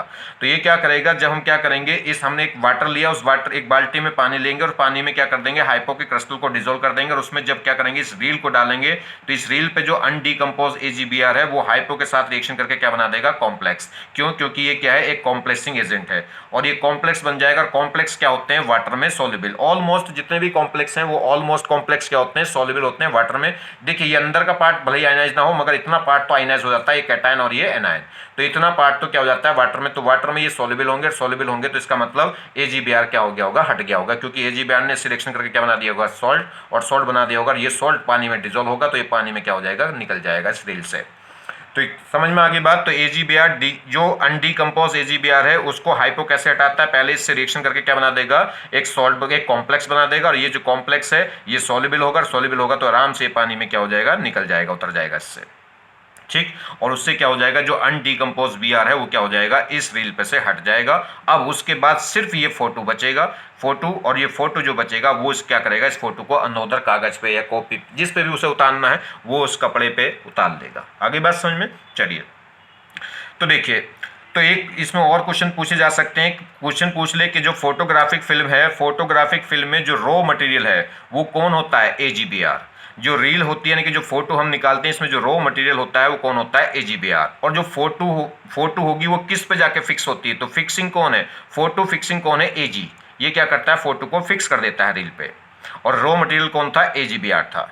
और अगर हम बात करें तो ये क्या है, और इसको डिकम्पोज, जो अनडिकम्पोज AGBR है उसको रिमूव करने के लिए कौन यूज करते हैं, हाइपो। क्यों, क्योंकि हाइपो क्या है, एक कॉम्प्लेक्सिंग एजेंट है जो क्या कर देता है, एक कॉम्प्लेक्स बना देगा, और कॉम्प्लेक्स जो कंपाउंड होते हैं वो सॉल्युबल होंगे, जो आसानी से क्या हो जाएंगे, रिमूव हो जाएंगे। इसलिए आपने देखा होगा कि पुराने जमाने में जब फोटोग्राफर होता तो उसकी दुकान में एक बाल्टी रखी होती थी, उसमें पानी भरा होता था। वो यही प्रोसेस थी, यही क्या है, पुराना क्या था, ये विधि थी, मेथड था। मगर अब ये मेथड यूज नहीं करते, ये पुरानी टेक्निक थी, अब तो नई टेक्निक यूज होती। जैसे आपको मैं पढ़ा रहा हूं तो ये क्या है, आपको पढ़ा रहा हूं तो ये भी फोटो खींच रहा है, और फोटो खींच रहा है, ये क्या है, मगर ये उस टाइप का क्राइटेरिया नहीं है, ये नई टेक्नोलॉजी है। मगर नई टेक्नोलॉजी हो, उस हम नई टेक्नोलॉजी का यूज तो कर रहे हैं मगर पढ़ते नहीं, पढ़ेंगे तो हम ये पुरानी टेक्नोलॉजी ही, ठीक है। तो ये पुरानी टेक्नोलॉजी ही हमारे कोर्स में है, इसे ही हमें पढ़ना है। तो पढ़ाई के मामले में यही हमारे काम की है, ये नई टेक्नोलॉजी हमारे काम की नहीं है। चलिए, तो एक यूज समझ में आ गया हाइपो का। नेक्स्ट यूज देखिए, अगर हम नेक्स्ट यूज की बात करें हाइपो की, तो दूसरा दो यूज और हैं इसके। एक तो क्या होगा, अगर हम बात करें तो एक तो यूज होगा किसमें, एस्टिमेशन ऑफ CO के एस्टिमेशन में, और एस्टिमेशन ऑफ O3। एनसीईआरटी में सिर्फ इतना वर्ड लिखा है कि estimation of CO and estimation of ozone. Ozone के एस्टिमेशन में यूज होता है हाइपो का, और एस्टिमेशन ऑफ CO में। अब कैसे यूज होगा वो मैं आपको बता रहा हूं। देखिए क्या होगा, अगर हम बात करें CO कार्बन मोनोऑक्साइड की, तो कार्बन मोनोऑक्साइड एक रिड्यूसिंग एजेंट है, एक स्ट्रॉन्ग रिड्यूसिंग एजेंट है। आपने देखा होगा मेटलर्जी में मैंने आपको जनरली दो क्या है रिड्यूसिंग एजेंट यूज करे थे, एक CO और एक कार्बन। कार्बन क्या होता है, हाई टेम्परेचर पे यूज करते हैं, और CO को लो टेम्परेचर पे हम क्या कर सकते हैं, रिड्यूसिंग एजेंट की तरह यूज कर सकते हैं। तो CO क्या है, एक स्ट्रॉन्ग रिड्यूसिंग एजेंट है। और अगर बात करें ओजोन की, तो ओजोन क्या है, एक ऑक्सीडाइजिंग एजेंट है। अब हमें क्या करना है, जब ऑक्सीडाइजिंग एजेंट है तो उससे रिएक्शन कराने के लिए कोई रिड्यूसिंग एजेंट चाहिए। अगर कोई रिड्यूसिंग एजेंट है तो उससे रिएक्शन कराने के लिए क्या चाहिए, ऑक्सीडाइजिंग एजेंट। जैसे एसिड बेस आपस में न्यूट्रलाइज होते हैं, ऐसे ही ऑक्सीडाइजिंग एजेंट और रिड्यूसिंग एजेंट भी आपस में क्या होते हैं, न्यूट्रलाइज। तो हमारे पास ये कार्बन मोनोऑक्साइड क्या है, एक रिड्यूसिंग एजेंट है, तो मुझे इससे रिएक्शन कराने के लिए क्या चाहिए, एक ऑक्सीडाइजिंग एजेंट चाहिए। ऑक्सीडाइजिंग एजेंट भी किसका, ऑक्सीडाइजिंग एजेंट भी आयोडाइड का, मतलब आयोडाइड का कोई ऑक्सीडाइजिंग एजेंट चाहिए। आयोडाइड का क्यों, क्योंकि मुझे I2 बनानी है। I2 क्यों बनानी, क्योंकि I2 आराम से क्या करेगी, जो हाइपोक्रिस्टल होते हैं उनसे टाइट्रेशन शो करती है। तो टाइट्रेशन के लिए मुझे क्या बनानी है, I2 बनानी है। तो I2 के लिए मैं क्या करूंगा, कोई भी ऐसा कंपाउंड लूंगा जो ऑक्सीडाइजिंग एजेंट हो और किसका हो, आयोडाइड से मिलकर बना हुआ हो। तो देखिए जैसे मैंने क्या ले लिया, I2O5 में I की ऑक्सीडेशन नंबर कितनी है, +5 है, और +5 है तो हायर ऑक्सीडेशन स्टेट है, और हाईएस्ट तो नहीं है, हाईएस्ट तो +7 होती है, हायर ऑक्सीडेशन स्टेट है। तो कैसे काम करेगा, ये ठीक ठाक ऑक्सीडाइजिंग एजेंट होगा। तो ये ऑक्सीडाइजिंग एजेंट, ये रिड्यूसिंग एजेंट आपस में रिएक्शन करके क्या बना देंगे, I2। मतलब ये खुद तो क्या हो जाएगा, ऑक्सीडाइज। कार्बन मोनोऑक्साइड क्या बन जाएगा, कार्बन डाइऑक्साइड में, ये खुद तो क्या हो जाएगा, ऑक्सीडाइज, और इसको क्या कर देगा, रिड्यूस, क्या बना देगा, I2 का कलर कैसा होता है, वोयलेट। सेम कहानी यहाँ, ये ओजोन क्या है, ओजोन एक ऑक्सीडाइजिंग एजेंट है, और ऑक्सीडाइजिंग एजेंट है तो इससे रिएक्शन करने के लिए मुझे क्या चाहिए, एक रिड्यूसिंग एजेंट। और रिड्यूसिंग एजेंट के लिए भी कौन सी चाहिए, I का कोई कंपाउंड चाहिए, मतलब I की जो लोवेस्ट ऑक्सीजन स्टेट है वो क्या होती है, -1। तो माइनस जो लोवेस्ट ऑक्सीजन स्टेट वाले होते हैं वो स्ट्रॉन्ग रिड्यूसिंग एजेंट होते हैं, और जो हाईएस्ट वाले होते हैं वो स्ट्रॉन्ग ऑक्सीडाइजिंग एजेंट की तरह काम करते हैं। और जिनकी ऑक्सीडेशन लोवेस्ट और हाईएस्ट के बीच में लाई करती है वो दोनों तरह काम कर सकते हैं, oxidising as well as reducing agent. तो मैंने रिड्यूसिंग एजेंट कौन ले लिया, I-, और I- का कोई भी शॉर्ट ले लूँ, जैसे KI ले लूँ या NaI ले लूँ, ठीक है। तो ये क्या होगा, एक स्ट्रॉन्ग रिड्यूसिंग एजेंट होगा, क्योंकि इसमें जो I की ऑक्सीडेशन नंबर है वो कितनी है, -1, और माइनस का मतलब लोवेस्ट है तो क्या होगा, एक स्ट्रॉन्ग रिड्यूसिंग एजेंट। तो ये ऑक्सीडाइजिंग एजेंट है ओजोन, और ये रिड्यूसिंग एजेंट मैंने ले लिया। इससे क्या हो जाएगा, ये खुद तो क्या हो जाएगा, रिड्यूस, O2 बना देगा, और ये खुद इसको क्या कर देगा, ऑक्सीडाइज, और क्या बन I- से किस में चले जाएगी, I0 में। तो देखो यहाँ माइनस से 0 में आ गया, मतलब रिडक्शन, और यहाँ पे क्या हो गया था, I+5 से 0 में आ गया था, मतलब यहाँ रिडक्शन हो गया था, और वहाँ क्या हो गया था, ऑक्सीडेशन, -1 से 0 में चले गए। चलिए खैर, तो इस ऑक्सीडाइजिंग एजेंट ने इसको क्या कर दिया होगा, ऑक्सीडाइज, और क्या बना देगी I2, बाकी O2 निकल गया। इसका खुद का क्या हो जाएगा, रिडक्शन क्या हो जाएगा O2, और इसका खुद का क्या हो जाएगा, ऑक्सीडेशन I2। मेन हमारे क्या चाहिए I2 का जो कलर है वो कैसा होता है, वॉयलेट। अब इसका मैं क्या कराऊंगा, टाइट्रेशन कराऊंगा। टाइट्रेशन मतलब क्या करेंगे, इसमें क्या करेंगे हम, क्या ले लेंगे, ये टाइट्रेशन कराएंगे। ये हमारे पास क्या है, हाइपो Na2S2O3 और साथ में .5H2O, मतलब इसका एक सॉल्यूशन ले लिया हाइपो का। ठीक, तो Na2S2O3 .5H2O। हाइपो क्या होता है, एक स्ट्रॉन्ग, ये रिड्यूसिंग एजेंट है। ये क्या है, एक रिड्यूसिंग एजेंट है। इसको क्या करने लगेगा, ये इसको क्या करने लगेगा, रिड्यूस करने लगेगा। I2 को क्या करने लगेगा, रिड्यूस, मतलब I जीरो से किस में चले जाएगी, ऑक्सीडेशन नंबर और भी कम हो जाएगी, तो जीरो से देखो किस में आ जाएगी, -1 में। तो क्या बन जाएगा, Na। तो ये जो हाइपो है एक रिड्यूसिंग एजेंट है, इसको क्या करने लगेगा, रिड्यूस करने लगेगा, और रिड्यूस करके क्या बना देगा, I माइनस मतलब Na। सोडियम कौन, इसमें सॉल्ट मेटल कौन पड़ा है, Na, तो इसलिए Na बन गया। और खुद क्या हो जाएगा, ऑक्सीडाइज, इसको रिड्यूस कर देगा, खुद ऑक्सीडाइज हो जाएगा। ऑक्सीडाइज होगा तो क्या कंपाउंड बनेगा, देखिए Na2S2O3 था, तो क्या करिए, ये S2O3 को ट्वाइस कर दो, इसका डबल कर दो, क्या हो जाएगा, Na2S4O6। देखो S2 था तो क्या हो गया, S4, और O3 था तो क्या हो गया, O6। इसका डबल कर देना, बस ध्यान रखना। क्या तो कभी पूछ सकता है कि जब हम क्या करेंगे, I2 का टाइट्रेशन कराएं किसके साथ, हाइपो के साथ, तो क्या प्रोडक्ट बनता है, तो क्या बन जाएगा, एक तो Na, मतलब एक तो I-, और एक क्या बन जाएगा, इसका ट्वाइस कर देना। S2O3 होता है हाइपो, तो इसका क्या हो जाएगा, S4O6। चलिए, अब क्या होगा, ये ट्राइट्रेशन हम कराते रहेंगे कराते रहेंगे कराते रहेंगे। एक कंडीशन आएगी कि जब I2 क्या हो जाएगा, खत्म। तो I2 खत्म होगा, कैसे पता चलेगा, इसका जो वॉयलेट कलर है वो एकदम तुरंत क्या हो जाएगा, डिसअपियर हो जाएगा। तो जैसे जिस पॉइंट पे ये वॉयलेट कलर क्या हो जाए, डिसअपियर हो जाए, दिखना बंद हो जाए, तो तुरंत समझ लीजिए रिएक्शन, इस टाइट्रेशन को तभी क्या कर दीजिएगा, रोक दीजिएगा। और जैसे बस रोक के क्या निकाल लीजिएगा, इसका NB। हमें पता चल जाएगा कि जैसे जिस टाइम पे क्या हो जाए, ये वॉयलेट कलर डिसअपियर हो जाए, उसी समय उसी वक्त क्या करेंगे, इस टाइट्रेशन को रोक देंगे, और टाइट्रेशन को रोक के चेक कर लेंगे कि हाइपो का कितना अमाउंट यूज हुआ है, और क्या निकाल लेंगे, हाइपो के NB निकाल लेंगे। NB मतलब मिली इक्विवेलेंट्स, तो इसके मिली इक्विवेलेंट्स निकाल लेंगे। और जब मिली इक्विवेलेंट्स निकल जाएंगे तो बस अब तो आप कैलकुलेशन कर सकते हैं, ग्राम इक्विवेलेंट्स किसके, रिएक्टेंट के इक्वल टू होने चाहिए ग्राम इक्विवेलेंट्स ऑफ प्रोडक्ट के। कोई किसी भी रिएक्शन में जब ग्राम इक्विवेलेंट्स कॉन्सेप्ट लगाते हैं तो क्या होगा, ग्राम इक्विवेलेंट्स ऑफ प्रोडक्ट इक्वल होने चाहिए ग्राम इक्विवेलेंट्स ऑफ रिएक्टेंट। ठीक है, तो यहां से क्या हो जाएगा, ये कैलकुलेशन हो जाएगी। सेम कहानी बिल्कुल यहां थी। इसमें भी क्या होगा, हम क्या करेंगे, Na2SO3 हाइपो के साथ टाइट्रेशन करा देंगे, किसका, इस I2 का। और जब हाइपो के साथ टाइट्रेशन कराएंगे तो क्या प्रोडक्ट बनेगा, वही Na, और क्या इसका क्या हो जाएगा, रिडक्शन Na, और इसका क्या बन जाएगा, ऑक्सीडाइज हो जाएगा, क्या बन जाएगा, Na2S4O6। और क्या होगा, जैसे इसका वॉयलेट कलर क्या होगा, डिसअपियर होगा, तो तुरंत टाइट्रेशन को रोक देंगे, रोक के क्या कर लेंगे, इसके क्या निकाल लेंगे, हाइपो के क्या निकाल लेंगे, NB मतलब मिली इक्विवेलेंट्स। और जैसे इसके मिली इक्विवेलेंट्स निकल जाएंगे तो फिर ग्राम इक्विवेलेंट्स वाला कॉन्सेप्ट लगा देंगे, क्या होगा, ग्राम इक्विवेलेंट्स ऑफ रिएक्टेंट इक्वल हो जाएंगे ग्राम इक्विवेलेंट्स ऑफ प्रोडक्ट, वहां से कैलकुलेशन हो जाएगी। तो इससे एस्टिमेट हो जाता है कौन, CO, और एस्टिमेट हो जाता है कौन, ओजोन। ये 3 यूज थे NCERT में, इसके अलावा और कोई यूज नहीं है हाइपो का। तो जो 3 यूज थे वो तीनों के तीनों मैंने आपको बता दिए, और वहां से क्या प्रॉब्लम वो बना सकता है। देखिए जी, नेक्स्ट एक रिएक्शन और मैं यहाँ पे बताना चाह रहा हूँ आपको, वो और देख लीजिए। जैसे X2 मतलब हेलोजन, जैसे अभी हमने लिया था Cl2Br2 I2, फसल 12-15 में रिएक्शन बताई थी मैंने, कौन सी रिएक्शन है ये, थर्ड Cl2 की रिएक्शन। तो हमने क्या कराई, अगर इसकी X2 की रिएक्शन, X2 मतलब Cl2Br2 I2, इस X2 की रिएक्शन जब मैं किससे कराऊंगा, बेस से कराता हूं, तो ये क्या दिखाता था, डिसप्रपोर्शनेशन रिएक्शन दिखाती थी। और डिसप्रपोर्शनेशन से क्या बनता था, मैंने आपको बताया था, याद दिलाया था कि X2 से क्या बनेगा, एक X- बनेगा, और एक क्या बनेगा, XO-, मतलब ऑक्सीडेशन नंबर X2 की यहाँ क्या है, 0, तो ये 0 से किस में चला जाएगा, एक तो -1 ऑक्सीजन स्टेट में, और यहाँ पे X की ऑक्सीजन नंबर निकालूंगा तो कितनी आएगी, +1। तो 0 से -1 और 0 से किस में, +1, तो ये क्या हो गया, डिसप्रपोर्शनेशन हो गया, मतलब एक ही एलिमेंट का ऑक्सीडेशन भी और रिडक्शन भी। तो जब X2 को बेस में डालते हैं, NaOH या KOH कोई सा भी बेस डालिए, जरूरी नहीं कि NaOH हो, बेस मतलब OH- आना चाहिए। तो बेस ही कोई भी, जब इसमें बेस डालेंगे तो क्या हो जाएगा, डिसप्रपोर्शनेशन रिएक्शन दिखाता है। बेस मतलब हाइड्रोलाइसिस हो जाएगा इसका, और हाइड्रोलाइसिस होकर कौन सा प्रोडक्ट बनता था, डिसप्रपोर्शनेशन रिएक्शन होती थी। और डिसप्रपोर्शनेशन भी कैसी, जब हम नॉर्मल बेस में रिएक्शन कराते थे तो इसका क्या बनता था, एक तो लोवेस्ट ऑक्सीजन स्टेट, और एक क्या बनती थी, हायर। और हायर में भी कौन सी बनती थी, इसमें 15 मतलब 1। तो 1 तो होता था किसमें, नॉर्मल में, और हॉट और कंसंट्रेटेड बेस डालते थे तो कितना बनता था, फिर वो 5 वाला बनता था। तो फिलहाल अगर हम बात करें इसमें तो क्या होगा, x माइनस और XO माइनस बनता है, और ये क्या होती है, डिस्प्रपोर्शन, किसकी प्रेजेंस में, बेस की प्रेजेंस में। अगर मैं इसमें एसिड डाल दूं, एसिड डाल दूंगा तो वापस रिएक्शन फिर यहीं पहुंच जाएगी। बेस ने क्या कर दिया था, डिस्प्रपोर्शनेशन, तो एसिड क्या कर देगा, कम प्रोपोर्शनेशन। तो बेस ने क्या कर दिया था, डिस्प्रपोर्शनेशन, मतलब एक ही एलिमेंट का क्या हो गया, रिडक्शन, और एक का ही ऑक्सीडेशन, इसे बोलते हैं डिस्प्रपोर्शनेशन। मगर इसका रिवर्स क्या है, इसका उल्टा ही, इसका उल्टा क्या कहलाता है, वो कम प्रोपोर्शनेशन रिएक्शन। तो अगर एसिड डाल देंगे तो वापस ये बना देगा, क्या हो जाएगी, कम प्रोपोर्शनेशन रिएक्शन।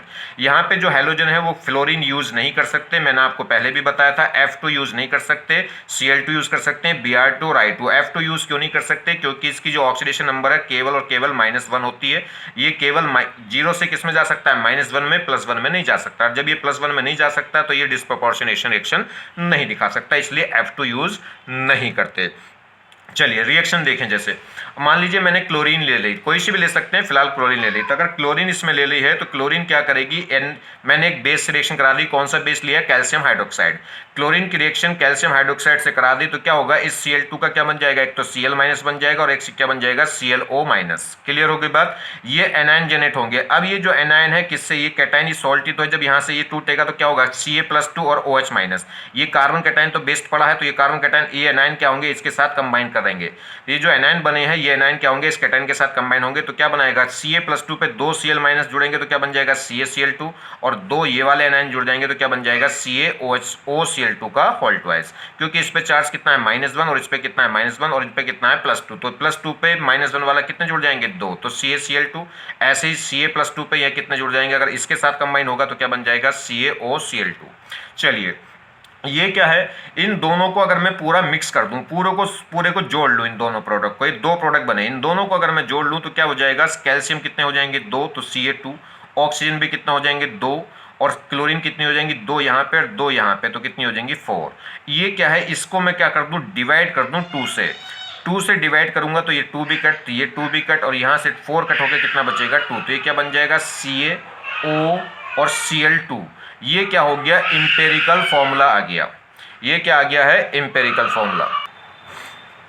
तो देखिए ये क्या आ गया, इसका इंपेरिकल फॉर्मूला। इंपेरिकल फॉर्मूला मतलब सिंपलेस्ट रेशो। सिंपलेस्ट रेशो का जो फॉर्मूला है उसे क्या बोलते हैं, इंपेरिकल फॉर्मूला। तो ये क्या हो गया, CaOCl2, इसे बोलते हैं ब्लीचिंग पाउडर।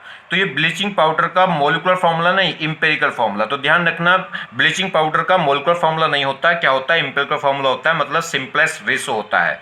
तो ये मोलिकुलर फॉर्मूला तो हमें क्या बताता है, एग्जैक्ट नंबर ऑफ एलिमेंट्स को बताता है, नंबर ऑफ एग्जैक्ट एलिमेंट के एटमों को बताएगा, मगर इंपेरिकल फॉर्मूला क्या बताता है, रेशो को। तो इसमें कैल्शियम, ऑक्सीजन और Cl2 का जो रेशो है 1:1:2 है। तो ये क्या हो गया, ये फॉर्मूला हो गया इंपेरिकल फॉर्मूला किसका, ब्लीचिंग पाउडर का। चलिए अब जरा देखें, इसमें ब्लीचिंग पाउडर में अगर हम बात करें तो इसमें अगर हम देखें कंपोजिशन, तो एक क्वेश्चन पूछ सकता है कि कंपोजिशन ऑफ, तो एक तो क्वेश्चन ये पूछ सकता है कि ब्लीचिंग पाउडर का मोलिकुलर फॉर्मूला, तो मोलिकुलर फॉर्मूला तो नहीं होता। अगर पूछे ब्लीचिंग पाउडर का ये क्या होता है, फॉर्मूला क्या होता है, CaOCl2, और ये क्या होता है, इंपेरिकल फॉर्मूला होता है। चलिए अब वो पूछ रहा है composition of bleaching powder. Bleaching powder में कौन कौन से पार्ट होते हैं, तो किस किस से मिलकर बना है, तो देखिए एक तो CaCl2 होता है, ठीक, एक क्या होगा, CaOCl2 होगा, और एक क्या होता है, ये बेस होता है CaOH, और साथ में क्या होगा, ये वाटर तो होगा ही, ठीक है। तो ये 3 पार्ट होते हैं, इन 3 पार्ट से ये 3 कंपोजिशन होते हैं, इन तीनों कंपोजिशन से मिलकर ही तो ये बना था। देखिए CaCl2 भाई, इसकी रिएक्शन हमने क्लोरीन से कराई थी तो ये बन गया, ये बन गया और ये रह गया। इन दोनों से आपस में कंबाइन होकर फिर ये बने, और इससे मिलकर क्या बना, ये। तो इसकी जो कंपोजिशन है वो कौन है, एक तो CaCl2 है, एक CaOCl2 का होल ट्वाइस है, और एक CaOH का होल ट्वाइस डॉट H2O। ये क्या हो गया, कंपोजिशन हो गया किसका, ब्लीचिंग पाउडर का। तो ये ध्यान होना चाहिए। अब इसमें 3 पार्ट हैं, एक पार्ट ये, एक पार्ट ये, और एक पार्ट ये, और फिर एक वाटर का भी पार्ट है। ये जो पार्ट है, ये जो कंपोजिशन है, ये ही ब्लीच करता है। जो ब्लीचिंग पाउडर है, ब्लीचिंग पाउडर मतलब क्या होगा, जो ब्लीच में यूज होता है, ब्लीचिंग एक्शन दिखाता है। तो ब्लीचिंग एक्शन कौन दिखाता है, पूरा पाउडर नहीं, इस पाउडर का केवल ये वाला जो कंपोनेंट है, ये क्या करता है, ब्लीचिंग का काम करता है। ब्लीचिंग एक्शन किसकी वजह से आती है? CaOCl2 की वजह से। नेक्स्ट देखिए, एक्शन ऑफ ब्लीचिंग पाउडर। जो ब्लीचिंग पाउडर है वो एक्शन कैसे करता है, काम कैसे करता है? तो इसमें क्या होगा, यही वाला पार्ट जो है ये कंपोनेंट क्या करता है, ब्लीच करता है। तो इस यही वाला पार्ट क्या करेगा, रिएक्शन करेगा। देखिए CaOCl2 यही पार्ट क्या करता है, ब्लीच करता है। तो ये पार्ट क्या करेगा, रिएक्ट करेगा किसके साथ, ये एक्शन में आएगा किसके साथ, H2SO4 एसिड के साथ, स्ट्रॉन्ग एसिड। ये कोई स्ट्रॉन्ग एसिड है, ये क्या कर जाएगा, CaOCl2 स्ट्रॉन्ग एसिड से रिएक्शन करके क्या बनाता है, देखिए ये क्या होगा, यहां से ये होगा कैटायन Ca+2 और ये होगा OCl-। यहां से क्या होगा, ये जो SO ये होगा H+, एसिड है तो H+ निकलेंगे, H+ इसके साथ जुड़ जाएंगे OCl- के। तो H+ और OCl- आपस में कंबाइन होकर क्या बना देंगे, HOCl। और ये SO4-2 जाके जुड़ जाएगा Ca+2 से, क्या बन जाएगा, कैल्शियम सल्फेट, CaSO4। तो ये रिएक्शन हो जाएगी। अब ये क्या होगा, अब बात करें कि ये रिएक्शन होगी, ये क्या होगा, जो CaOCl2 है वो एसिड से, सल्फ्यूरिक एसिड से रिएक्शन करके क्या बनाता है, ये बना देगा कैल्शियम सल्फेट और क्या बनाएगा, HOCl।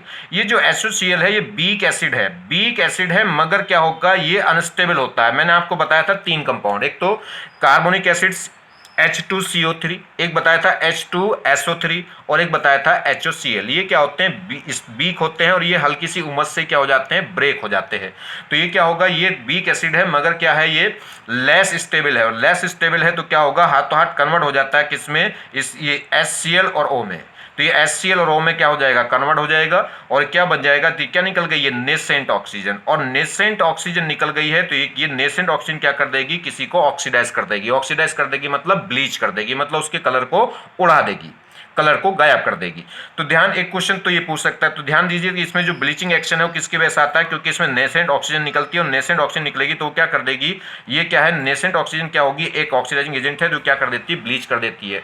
तो ब्लीचिंग एक्शन कौन है ये, और कैसे काम करेगा, ये अभी एसिड से रिएक्शन करता है तो यहां से क्या निकल जाती है, नेसेंट ऑक्सीजन, और नेसेंट ऑक्सीजन क्या करेगी, ये ब्लीचिंग का काम कर देती है, ब्लीचिंग एजेंट का काम। मगर ध्यान दीजिए, क्वेश्चन ये पूछ सकता है कि जो ब्लीचिंग पाउडर है वो परमानेंट ब्लीचिंग करेगा या टेम्परेरी। तो टेम्परेरी क्या होती है, देखिए जो रिड्यूसिंग एजेंट होता है, रिड्यूसिंग एजेंट भी क्या कर सकता है, कलर को उड़ा सकता है, ब्लीच कर सकता है, और ऑक्सीडाइजिंग एजेंट भी।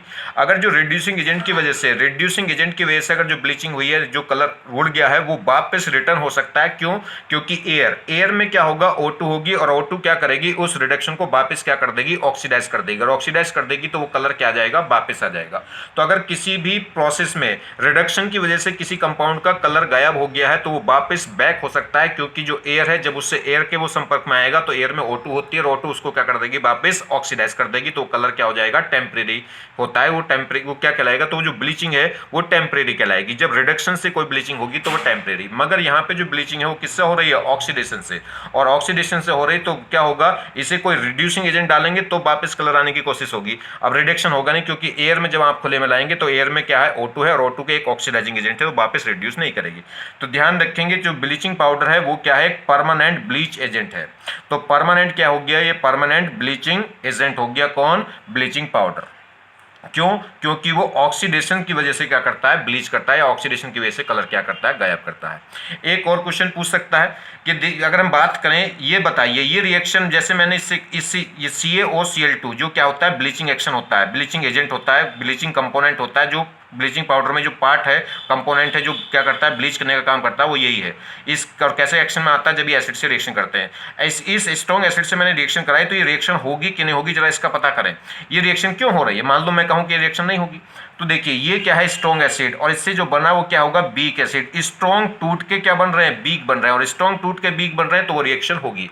मैंने आपको 5 पॉइंट बताए हैं, क्या, एक तो जहां पे हाइड्रोलिसिस हो, दूसरा जहां पे प्रेसिपिटाइजेशन हो, तीसरा जहां पे क्या हो, न्यूट्रलाइजेशन हो, और जहां पे क्या हो जाए, कॉम्प्लेक्स फॉर्मेशन हो जाए, और एक लास्ट है कि बीक स्ट्रॉन्ग को टूट के क्या बन जाए, बीक बन जाए, मतलब स्ट्रॉन्ग एसिड से बीक एसिड बन जाए, या स्ट्रॉन्ग बेस से क्या बन जाए, बीक बेस बन जाए, तो वो रिएक्शन होगी। तो ये स्ट्रॉन्ग एसिड से क्या बन रहा है, बीक एसिड बन रहा है, मतलब स्ट्रॉन्ग टूट के बीक बन रहा है, तो इसका मतलब रिएक्शन स्पॉन्टेनियस होगी, मतलब ये रिएक्शन होगी। क्लियर होगी बात। चलिए नेक्स्ट अगर हम बात करें,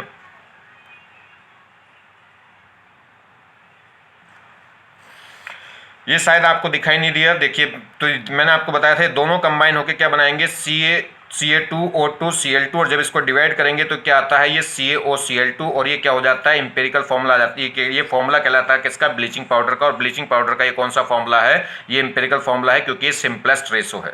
ठीक है, तो ये ध्यान रखना, ये थोड़ा शायद आपको वीडियो में दिखाई नहीं दिया। चलिए खैर, तो अगर हम बात करें इसकी, नेक्स्ट देखिए, नेक्स्ट प्रॉब्लम एक ये बन सकती है इसमें, ये कह रहा है कि which of the following responsible component for bleaching action. तो ब्लीचिंग पाउडर में कौन सा कंपोनेंट है जो ब्लीचिंग एक्शन के लिए रेस्पॉन्सिबल है? तो क्या CaCl2, क्या CaOCl2 का होल ट्वाइस, क्या COCl2 और या COH का होल ट्वाइस? तो कौन सा है? COCl2 का होल ट्वाइस। तो कौन सा आंसर हो गया? ये हो गया CaOCl2 का whole twice. Next, last point देखिए इस लेक्चर में, अगर हम बात करें hydrolysis of xenon fluoride. Xenon fluoride के हम क्या कर रहे हैं? हाइड्रोलिसिस देख रहे हैं। जिनोन फ्लोराइड के हाइड्रोलिसिस अगर हम बात करें इसमें, देखिए हाइड्रोलिसिस ऑफ जिनोन फ्लोराइड। अब जिनोन की अगर हम बात करें तो जिनोन एक नोबल गैस है, नोबल गैस है तो जनरली क्या होगा, इसका क्या है, स्टेबल कॉन्फ़िगरेशन होता है। स्टेबल कॉन्फ़िगरेशन होगा तो आसानी से इलेक्ट्रॉनों को लूज नहीं करती है, कह सकते हैं आसानी से इलेक्ट्रॉनों को बॉन्डिंग के लिए अवेलेबल नहीं करती है। मगर क्या होगा, जो फ्लोरीन है और ऑक्सीजन है, ये मोर इलेक्ट्रोनेगेटिव एटम भी है और ये क्या है, स्ट्रॉन्ग ऑक्सीडाइजिंग एजेंट भी है। जो फ्लोरीन है और ऑक्सीजन है, ये क्या है, एक तो इनकी क्या होगा, अगर ये मोस्ट इलेक्ट्रोनेगेटिव एटम भी है और दूसरा क्या है, ये स्ट्रॉन्ग ऑक्सीडाइजिंग एजेंट भी है। तो अगर हम क्या करें, फ्लोरीन को अटैक कराएं या ऑक्सीजन को अटैक कराएं किस पे, जिनोन पे, तो ये क्या करते हैं, इतनी ज़्यादा एनर्जी एक्वायर करते हैं, इतनी ज़्यादा एनर्जी रिलीज करते हैं कि उससे क्या होगी, वो एनर्जी क्या करती है, इसके बेनेल्सी सेल को, या कह सकते हैं इसके इलेक्ट्रॉनिक कॉन्फ़िगरेशन को ब्रेक कर देती है, मतलब इसके इलेक्ट्रॉनों को एक्साइट करा देती है। ठीक है, तो ध्यान दीजिए, जब भी हम क्या करेंगे, जिनोन कंपाउंड फॉर्मेशन कर लेता है फ्लोरीन के साथ और ऑक्सीजन के साथ। क्यों? क्योंकि ये क्या है, स्ट्रॉन्ग ऑक्सीडाइजिंग एजेंट है और ये कह सकते हैं इनकी इलेक्ट्रोनिक क्या है, हाई है।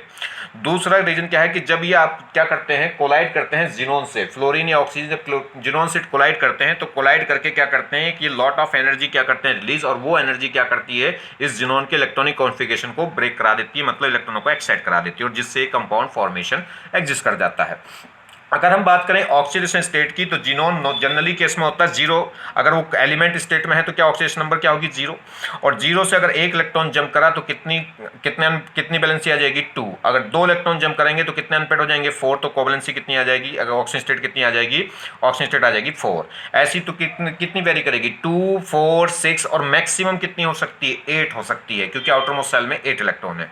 तो जिनोन की जो ऑक्सीडेशन स्टेट है, मैक्सिमम पॉसिबल ऑक्सीजन स्टेट अगर बात पूछे तो कितनी हो सकती है, +8 हो सकती है। +8 पूरी पीरियोडिक टेबल में 3 एलिमेंट की होती है, एक तो Ru, एक OS ऑस्मियम और एक जिनोन। ये 3 एलिमेंट हैं जिनकी ऑक्सीडेशन नंबर मैक्सिमम हो सकती है कितनी, +8, बाकी और की नहीं। चलिए, अब जिनोन में जो पॉसिबल ऑक्सीडेशन नंबर है वो +0 से लेके +2, 0 तो होगी सभी की ग्राउंड किसमें, फ्री स्टेट एलिमेंट में, तो +2, +4, +6 और +8। +8 मैक्सिमम पॉसिबल है, मगर वो कॉमन नहीं होती, मतलब जनरली नहीं पाई जाती। तो जनरली कॉमनली अगर हम बात करें तो फ्लोराइड में जो कॉमन ऑक्सीडेशन स्टेट है वो कितनी होती है, +2, +4 और +3। मगर ऑक्सीजन के साथ जो कॉमन ऑक्सीजन स्टेट है, या कह सकते हैं स्टेबल ऑक्सीडेशन स्टेट है, वो केवल क्या होती है, +6। ऑक्सीजन में ये केवल जो स्टेबल ऑक्सीजन स्टेट है वो कितनी होती है इसकी, +6। +2 में या +4 में एग्जिस्ट नहीं करता। तो ये ध्यान रखना है कि अगर फ्लोरीन के साथ हम देखें तो ये +2 में भी हो सकता है, +4 में हो सकता है, +6 में भी हो सकता है। मगर ऑक्सीजन के साथ में देखें तो या तो ये क्या रहेगा, मतलब ऑक्सीजन के साथ में 0 रहेगा, या फिर क्या रहता है, +6। मतलब ऑक्सीजन के साथ 3 ऑक्सीजन लग सकती है, 2 ऑक्सीजन या 4 ऑक्सीजन या 1 ऑक्सीजन इस पर अटैच नहीं होगी। तो इसमें ये स्टेबल नहीं होता। कब? जब ऑक्सीजन 1 हो। जिनोन ये भी आपने जनरली कंपाउंड नहीं देखा होगा। तो 1 ऑक्सीजन अटैक करें या 2 ऑक्सीजन अटैक करें या 4 ऑक्सीजन अटैक करें, तब ये क्या होता है, अनस्टेबल होता है, ये एग्जिस्ट नहीं करता। कौन सा एग्जिस्ट करता है, केवल +6 ऑक्सीडेशन स्टेट वाला, या कह सकते हैं +2 में, या कह सकते हैं +4 में, या कह सकते हैं +8 में, ये एग्जिस्ट नहीं करता। रीजन क्या है, जब 2 ऑक्सीजन या 1 ऑक्सीजन इस पे क्या करती है, अटैक करती है जिनोन पे, तो उस केस में क्या होता है, इतनी एनर्जी एक्वायर रिलीज नहीं होती कि क्या करे, इसके इलेक्ट्रॉनिक कॉन्फ़िगरेशन को ब्रेक करा दे, तो इसलिए कंपाउंड फॉर्मेशन होता ही नहीं। मगर तीन ऑक्सीजन अगर क्या करें, तीन ऑक्सीजन कंबाइन करें तो इतनी एनर्जी रिलीज हो जाती है कि इसके इलेक्ट्रॉनिक कॉन्फ़िगरेशन को ब्रेक कर दे, और ब्रेक कर दे इसलिए क्या कर जाती है, स्टेबल हो जाती है, यानी कि एडजस्ट कर जाता है। मगर फिर चार ऑक्सीजन करें तो चार तो तीन से ज्यादा है, ज्यादा एनर्जी रिलीज करेंगे तो ज्यादा एनर्जी रिलीज तो करेंगे, मगर क्या होगा, जब ये देखिए जिनोन के साथ ये ऑक्सीजन क्या होंगे, ऑक्सीजन डबल बॉन्ड से जुड़ेंगे, तो ये क्या करते हैं अगर यहाँ पे, ये स्टीरिक हिंड्रेंस की वजह से, स्टीरिक हिंड्रेंस की वजह से ये एग्जिस्ट नहीं कर पाता, तो ये कंपाउंड एग्जिस्ट नहीं कर पाता स्टीरिक हिंड्रेंस की वजह से, और ये कंपाउंड एग्जिस्ट नहीं करते, लेस एनर्जी क्या करते हैं रिलीज, और वो लेस एनर्जी इस जिनोन के इलेक्ट्रॉनिक कॉन्फ़िगरेशन को ब्रेक नहीं कर पाती। तो ये बात आप ध्यान रखें कि फ्लोराइड के साथ जनरली +2 +4 +6 दिखाता है, और ऑक्सीजन के साथ जनरली क्या दिखाएगा, ये +6 और कोई नहीं। चलिए अब हम क्या करें, अगर इसका मैं हाइड्रोलिसिस करूं, इनका अगर मैं हाइड्रोलिसिस करूं तो ये तो किस में जाएगा, +2 से किस में चला जाएगा, 0 में, मतलब क्या दिखा देगा, रेडॉक्स। रेडॉक्स मतलब इसका खुद का क्या हो गया, रिडक्शन, तो दूसरे का ऑक्सीडेशन हो जाएगा। तो ये तो क्या होगा, नॉर्मल सिंपल रेडॉक्स दिखा देगा। तो ये क्या होगा, जब +2 वाले की, अगर +2 वाले की ऑक्सीडेशन हाइड्रोलिसिस कराऊंगा तो +2 वाला तो चला जाएगा 0 में, और +6 वाला का कराऊंगा तो +6 वाला चला जाएगा +6 में, मतलब इसमें कोई भी रिडॉक्स नहीं होगा, तो ये नॉन रिडॉक्स। तो अगर +2 वाले की रिएक्शन कराऊं तो वो चला जाएगा 0 में, और ये क्या होगी, रिडॉक्स रिएक्शन होगी, सिंपल रिडॉक्स। +6 वाले की कराऊंगा तो +6 वाले ऑक्साइड में चला जाएगा, और ये रिडॉक्स नहीं होगी, नॉन रिडॉक्स रिएक्शन होगी। मगर +4 वाले की अगर मैं क्या कराऊंगा, हाइड्रोलिसिस कराऊंगा, तो उसमें दोनों रिएक्शन होगी, वो +4 वाला +0 में भी जाएगा और +6 में भी, इधर गया तो रिडक्शन और इधर गया तो ऑक्सीडेशन, एक ही एलिमेंट का ऑक्सीडेशन रिडक्शन हो रहा है, तो क्या कहलाएगा, डिसप्रपोर्शनेशन रिडॉक्स। तो जो +4 वाला फ्लोराइड है, +4 वाला जिनोन का जो फ्लोराइड है वो क्या दिखाएगा, डिसप्रपोर्शनेशन, और +2 वाला क्या दिखाएगा, ऑक्सीडेशन, मतलब सिंपल रिडॉक्स, और +6 वाला रिडॉक्स नहीं दिखाता, रिएक्शन तो बनाएगा। तो बस ये आपको ध्यान रखना है। तो देखिए इसकी रिएक्शन अगर मैं बात करूं तो इसमें अगर हम रिएक्शन देखें तो इसमें देखिए, समझिए अब जरा, यहाँ देखिए ये क्या हो गया, XCF2 की मैंने क्या कराई, वाटर से रिएक्शन कराई। XCF2 में जिनोन की ऑक्सीजन स्टेट कितनी है, +2 है, और +2 है तो क्या होगा, ये जब इसका हाइड्रोलिसिस करूंगा तो हाइड्रोलिसिस से क्या होगा, +2 वाला कहाँ चला जाएगा, 0 में, तो ये 0 में चला जाएगा, और क्या बन जाएगा। अब 0 में जाने के लिए देखिए, अगर इस कंपाउंड की बात करूं तो इसमें Xc+2 और F- है, कितने F- होंगे, 2, इस टाइप से देख लीजिए, 2 F-, इसके 2 H हैं, ये होगा। अब इस X+2 को X जिनोन में कन्वर्ट होने के लिए 2 इलेक्ट्रॉन चाहिए, इस +2 चार्ज को हटाने के लिए, इस +2 चार्ज को रिड्यूस करने के लिए, न्यूट्रलाइज करने के लिए इसे 2 इलेक्ट्रॉन चाहिए। तो 2 इलेक्ट्रॉन कहां से मिलेंगे, क्या वो F से मिल जाएंगे, F तो इलेक्ट्रॉन किसी को देता नहीं, मोस्ट इलेक्ट्रॉन नेगेटिव एटम है, H के पास तो इलेक्ट्रॉन बेचारे के पास कम है, खत्म हो गया, कम क्या, बस रहे ही नहीं इलेक्ट्रॉन, इस पे इलेक्ट्रॉन रहे नहीं, तो कौन दे देगा, OH-। हाँ जी, OH- में क्या होगा, अगर मैं OH- में देखूं तो OH- में O की ऑक्सीजन नंबर कितनी है, -2 है, ये फॉर्म है, H+ है और O-2 है, जब दोनों को कंबाइन करते हैं तब OH- मिलता है। तो OH- में क्या है, O-2 है, और -2 क्या करेगा, अपने 2 इलेक्ट्रॉन देने के लिए बरकरार है, बेकरार है, तो ये फटाक से 2 इलेक्ट्रॉन इसको दे देगा, और क्या बन जाएगा, जिनोन, और ये खुद इलेक्ट्रॉन देने के बाद क्या हो जाएगा, ओजोन, क्या बन जाएगी, O2।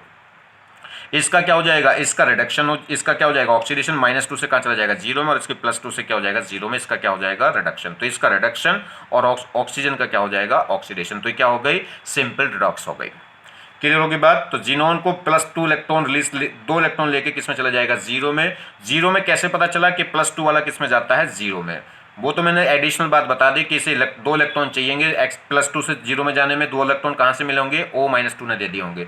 जब O-2 अपने इलेक्ट्रॉन इसको दे देगा तो ये तो हो जाएगा जिनोन, और इलेक्ट्रॉन देने के बाद ये क्या रह गया होगा, O0 मतलब O2, और साथ में क्या होगा, ये H+ और F- आपस में कंबाइन होकर क्या बना देंगे, HF। क्लियर होगी बात। चलिए, तो +2 वाला तो जब हाइड्रोलिसिस करेंगे तो किस में चला जाएगा, 0 में, और साथ में क्या निकल जाएगी, O2, मतलब जिनोन का हो गया रिडक्शन, और ऑक्सीजन का क्या हो जाएगा, ऑक्सीडेशन। नेक्स्ट देखिए, अगर पहले इसको देखिए, जब मैं क्या करूं, XCF6 की बात करूं तो XCF6 में ऑक्सीडेशन नंबर इसकी कितनी है, +6, और +6 वाले का जब हाइड्रोलिसिस करेंगे तो +6 में चला जाएगा, और +6 के ऑक्साइड में चला जाएगा, और +6 का ऑक्साइड क्या होगा, XCO3। क्लियर। तो +6 वाला किस में चला जाएगा, +6 में। तो बस इसका क्या हो गया, यहां से ये क्या हो गया, ना ऑक्सीडेशन हुआ है ना रिडक्शन, क्योंकि +6 वाले +6 में ही चले जाते हैं। क्लियर होगी बात। बाकी क्या होगा देखिए, तो इसका जो F- है वो इसके H+ से कंबाइन होकर क्या बना देगा, HF। कितने HF बन जाएंगे, 3, वो 6, और कितने वाटर मॉलिक्यूल रिक्वायर्ड हुए, 3 वाटर मॉलिक्यूल। क्यों भाई, फ्लोरीन तो 6 है तो 3 वाटर क्यों, 6 वाटर चाहिए, कोई बात नहीं, 6 वाटर शुरू में रिक्वायर्ड हुए होंगे, और जब क्या होगा, HF हट जाएगा, OH जुड़ जाएगा, HF हट जाएगा, OH जुड़ जाएगा, ऐसे 6F हट के 6 OH लग गए होंगे, और जब जिनोन पे 6 OH लगेंगे तो यहाँ से क्या हो जाएगा, इंट्रा इंट्रामोलिकुलर कंडेंसेशन हो जाएगी और कितने वाटर मॉलिक्यूल वापस निकल जाएंगे, 3 वाटर मॉलिक्यूल, क्योंकि जिनोन पे डबल बॉन्ड की कोई बाउंडेशन नहीं होती। जितने ज़्यादा से ज़्यादा आप डबल बॉन्ड बना सकते हो बना दीजिए, क्योंकि जिनोन डबल बॉन्डेड ओ क्या होता है, मोर स्टेबल। तो ये क्या करेगा, 6 वाटर मॉलिक्यूल कम अटैक करेंगे, मगर बाद में 3 वाटर मॉलिक्यूल इंट्रामोलिकुलर कंडेंसेशन की वजह से निकल जाएंगे। इसलिए फाइनली कितने वाटर मॉलिक्यूल ऐड हुए, 3। चलिए और भी एक बात मैं बताऊंगा, अभी मैंने आपको एक सुपर फंडा बता रखा है, एक रिवाइज करा दूंगा। अब देखिए अगर मैं इसमें क्या करूंगा, अगर 3 वाटर मॉलिक्यूल की जगह मैं 2 वाटर मॉलिक्यूल डालूं तो एक वाटर मॉलिक्यूल कितने एफ को उड़ा के ले जा रहा है, 2 को। तो 3 कितने को ले गए थे, 6 को, इसलिए 2 कितने को ले जाएंगे, 2 वाटर मॉलिक्यूल कितने को ले जाएंगे, 4 एफ को ले जाएंगे। तो देखिए अगर मैं एक बात सोचूं थोड़ा सा, तो क्या हो रहा है, एक वाटर मॉलिक्यूल क्या कर रहा है, 2 एफ को ले जा रहा है और एक ऑक्सीजन दे रहा है। 3 वाटर मॉलिक्यूल ने क्या करा होगा, 3 ऑक्सीजन दे दिए होंगे और 3 एफ को बाहर ले गया होगा। तो ये 2 वाटर मॉलिक्यूल क्या करेंगे, 2 ऑक्सीजन को दे देंगे और 4 फ्लोरीन को ले जाएंगे। तो 2 ऑक्सीजन को दे देंगे और 4 फ्लोरीन को ले जाएंगे, तो कितने बचेंगे, 2, और क्या निकल जाएगा, 4HF। यहां अगर हम देखें तो इसमें क्या होगा, एक ही वाटर मॉलिक्यूल है, तो एक वाटर मॉलिक्यूल क्या करेगा, एक ऑक्सीजन देगा और 2 फ्लोरीन निकाल देगा बाहर। तो एक ऑक्सीजन अंदर चली गई होगी और 2 फ्लोरीन बाहर निकलेंगे। वो 2 फ्लोरीन 2H के साथ कंबाइन होकर क्या बना देंगी, 2HF। तो ये, मगर ये क्या कहलाएगा, ये पार्शियल हाइड्रोलिसिस कहलाएगा, क्योंकि यहाँ कंप्लीट हैलोजन रिमूव नहीं हुई है। तो ये क्या, ये भी क्या है, पार्शियल हाइड्रोलिसिस, ये भी क्या है, पार्शियल हाइड्रोलिसिस, और ये क्या था, कंप्लीट हाइड्रोलिसिस। मगर किस वाले का है, ये +6 वाले का। +6 वाले से क्या बनेगा, +6 वाला, +6 से देखो +6 ही बन रहा है। यहाँ ऑक्सीडेशन स्टेट देखेंगे तो कितनी है, +6 ही है। तो ये कैसी रिएक्शन कहलाएगी, नॉन रिडॉक्स। यहाँ भी देखिए +6 है, और यहाँ अगर ऑक्सीडेशन नंबर आप निकालोगे जिनोन की तो कितनी आएगी, +6। क्यों, -4 तो यहाँ से और -2 यहाँ से ऑक्सीजन से, तो कितनी हो गई, -6, तो इसकी आएगी +6। अब बात कर लें किसकी, HCF4, जब किस में है, ये +4 में है, और +4 में है तो ये क्या दिखाएगा, डिसप्रपोर्शनेशन रिएक्शन। +4 वाला 0 में भी चला जाएगा और +4 वाला +6 में भी चला जाएगा। तो दोनों प्रोडक्ट इसमें बन जाएंगे, कौन कौन से, 0 वाले भी और 0 वाला भी और +6 वाला भी। तो +4 वाला क्या दिखाता है, डिसप्रोपोर्शनेशन। तो ध्यान रखिए, +2 वाला जाएगा 0 में, +4 वाला जाता है 0 और +6 में, और +6 वाला सिर्फ +6 में। और एक सुपर फंडा मैंने आपको बता रखा है, कितने वाटर मॉलिक्यूल हैं या क्या प्रोडक्ट बनेगा, उसके लिए मैंने आपको सुपर फंडा क्या बता रखा है, मैं एक बार रिवाइज करता हूं। अगर कोई भी कंपाउंड ऐसा है जिसकी हाइब्रिडाइजेशन में D है, अगर कोई भी ऐसा कंपाउंड है जिसका हम हाइड्रोलिसिस कर रहे हैं, अगर उस कंपाउंड की हाइब्रिडाइजेशन में D ऑर्बिटल इन्वॉल्व है, चाहे 1 D हो, चाहे 2 हो, चाहे 3 हो, तो उस केस में क्या होगा, सबसे पहले उसमें क्या करिए, आप क्या करें, उसमें क्या करें, एक वाटर मोल 2 फ्लोरीन 2 हैलोजन हटा के एक डबल बॉन्डेड O लगा दो।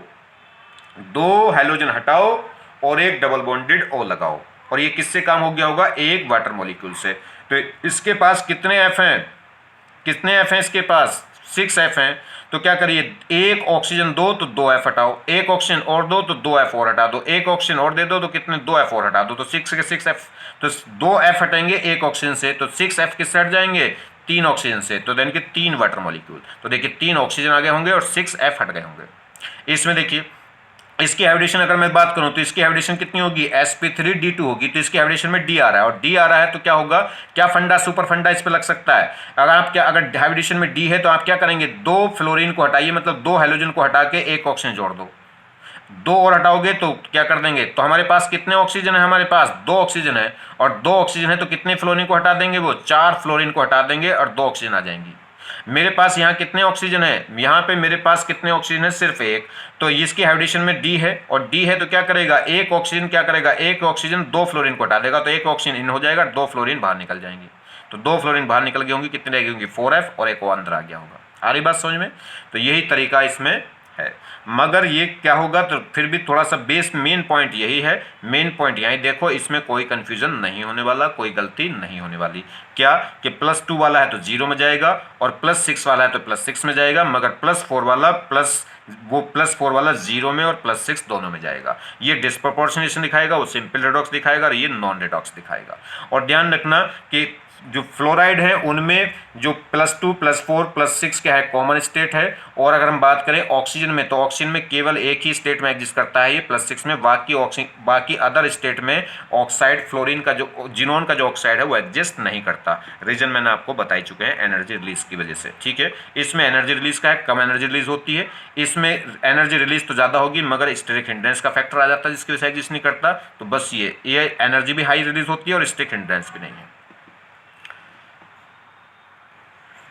तो देखिए मैंने आपको हाइड्रोलिसिस के 3 लेक्चर हो गए, बिल्कुल सिंपल सिंपल सी कुछ बातें बताई हैं। इनको आप लेक्चर देखने के बाद आप दिमाग में डालिए कि क्या बात ध्यान रखनी है। और जो बहुत जैसे 3 घंटे का लेक्चर हो गया 3 लेक्चर, तो इसमें ऐसा नहीं है कि 3 घंटे की चीज़ है, इसमें बस 3 मिनट की बातें हैं। वो मेन बात आप लिख लो कॉपी पे, दिमाग में डाल लीजिए कि एग्जामिनर ये सोचना बहुत ज़रूरी है लेक्चर देखने के बाद कि एग्जामिनर आपको कहाँ इसमें से क्या चीज़ पूछ के फंस सकता है। तो आप पहले से दिमाग में रख लो कि वो क्या बात पूछ के हमें अटकाने की कोशिश करेगा, और वो बात आप रिकॉल कर लोगे तो बस फिर वो आपको नहीं अटका पाएगा, फिर आपको वो फंसा नहीं पाएगा। और ये बात दिमाग तक, सेंटर तक, नर्वस सिस्टम तक सब जगह पहुंच जाएगी। और तो क्या हो जाएगा, जब कभी भी ये बात सामने आएगी तो एकदम से वो फाइल खुल के आ जाएगी। आगे बात समझ में। और अगर कोई बच्चा मेरे से पर्सनली संपर्क करना चाहता है तो वो मेरे पास कॉल कर सकता है। मेरा कॉन्टैक्ट नंबर है 8218612398। ठीक है, और अगर कोई क्लासरूम प्रोग्राम ज्वाइन करना चाहता है तो वो भी कॉल कर सकता है। ठीक है, और मैं आपको बता दूं मैं यूपी बिजनौर में पढ़ाता हूं। आप जो चाहें, अगर कोई बच्चा चाहे कि हम ऑनलाइन क्या है ऑफलाइन क्लास ज्वाइन करना चाहते हैं तो वो मुझे कॉल कर सकता है। थैंक्स।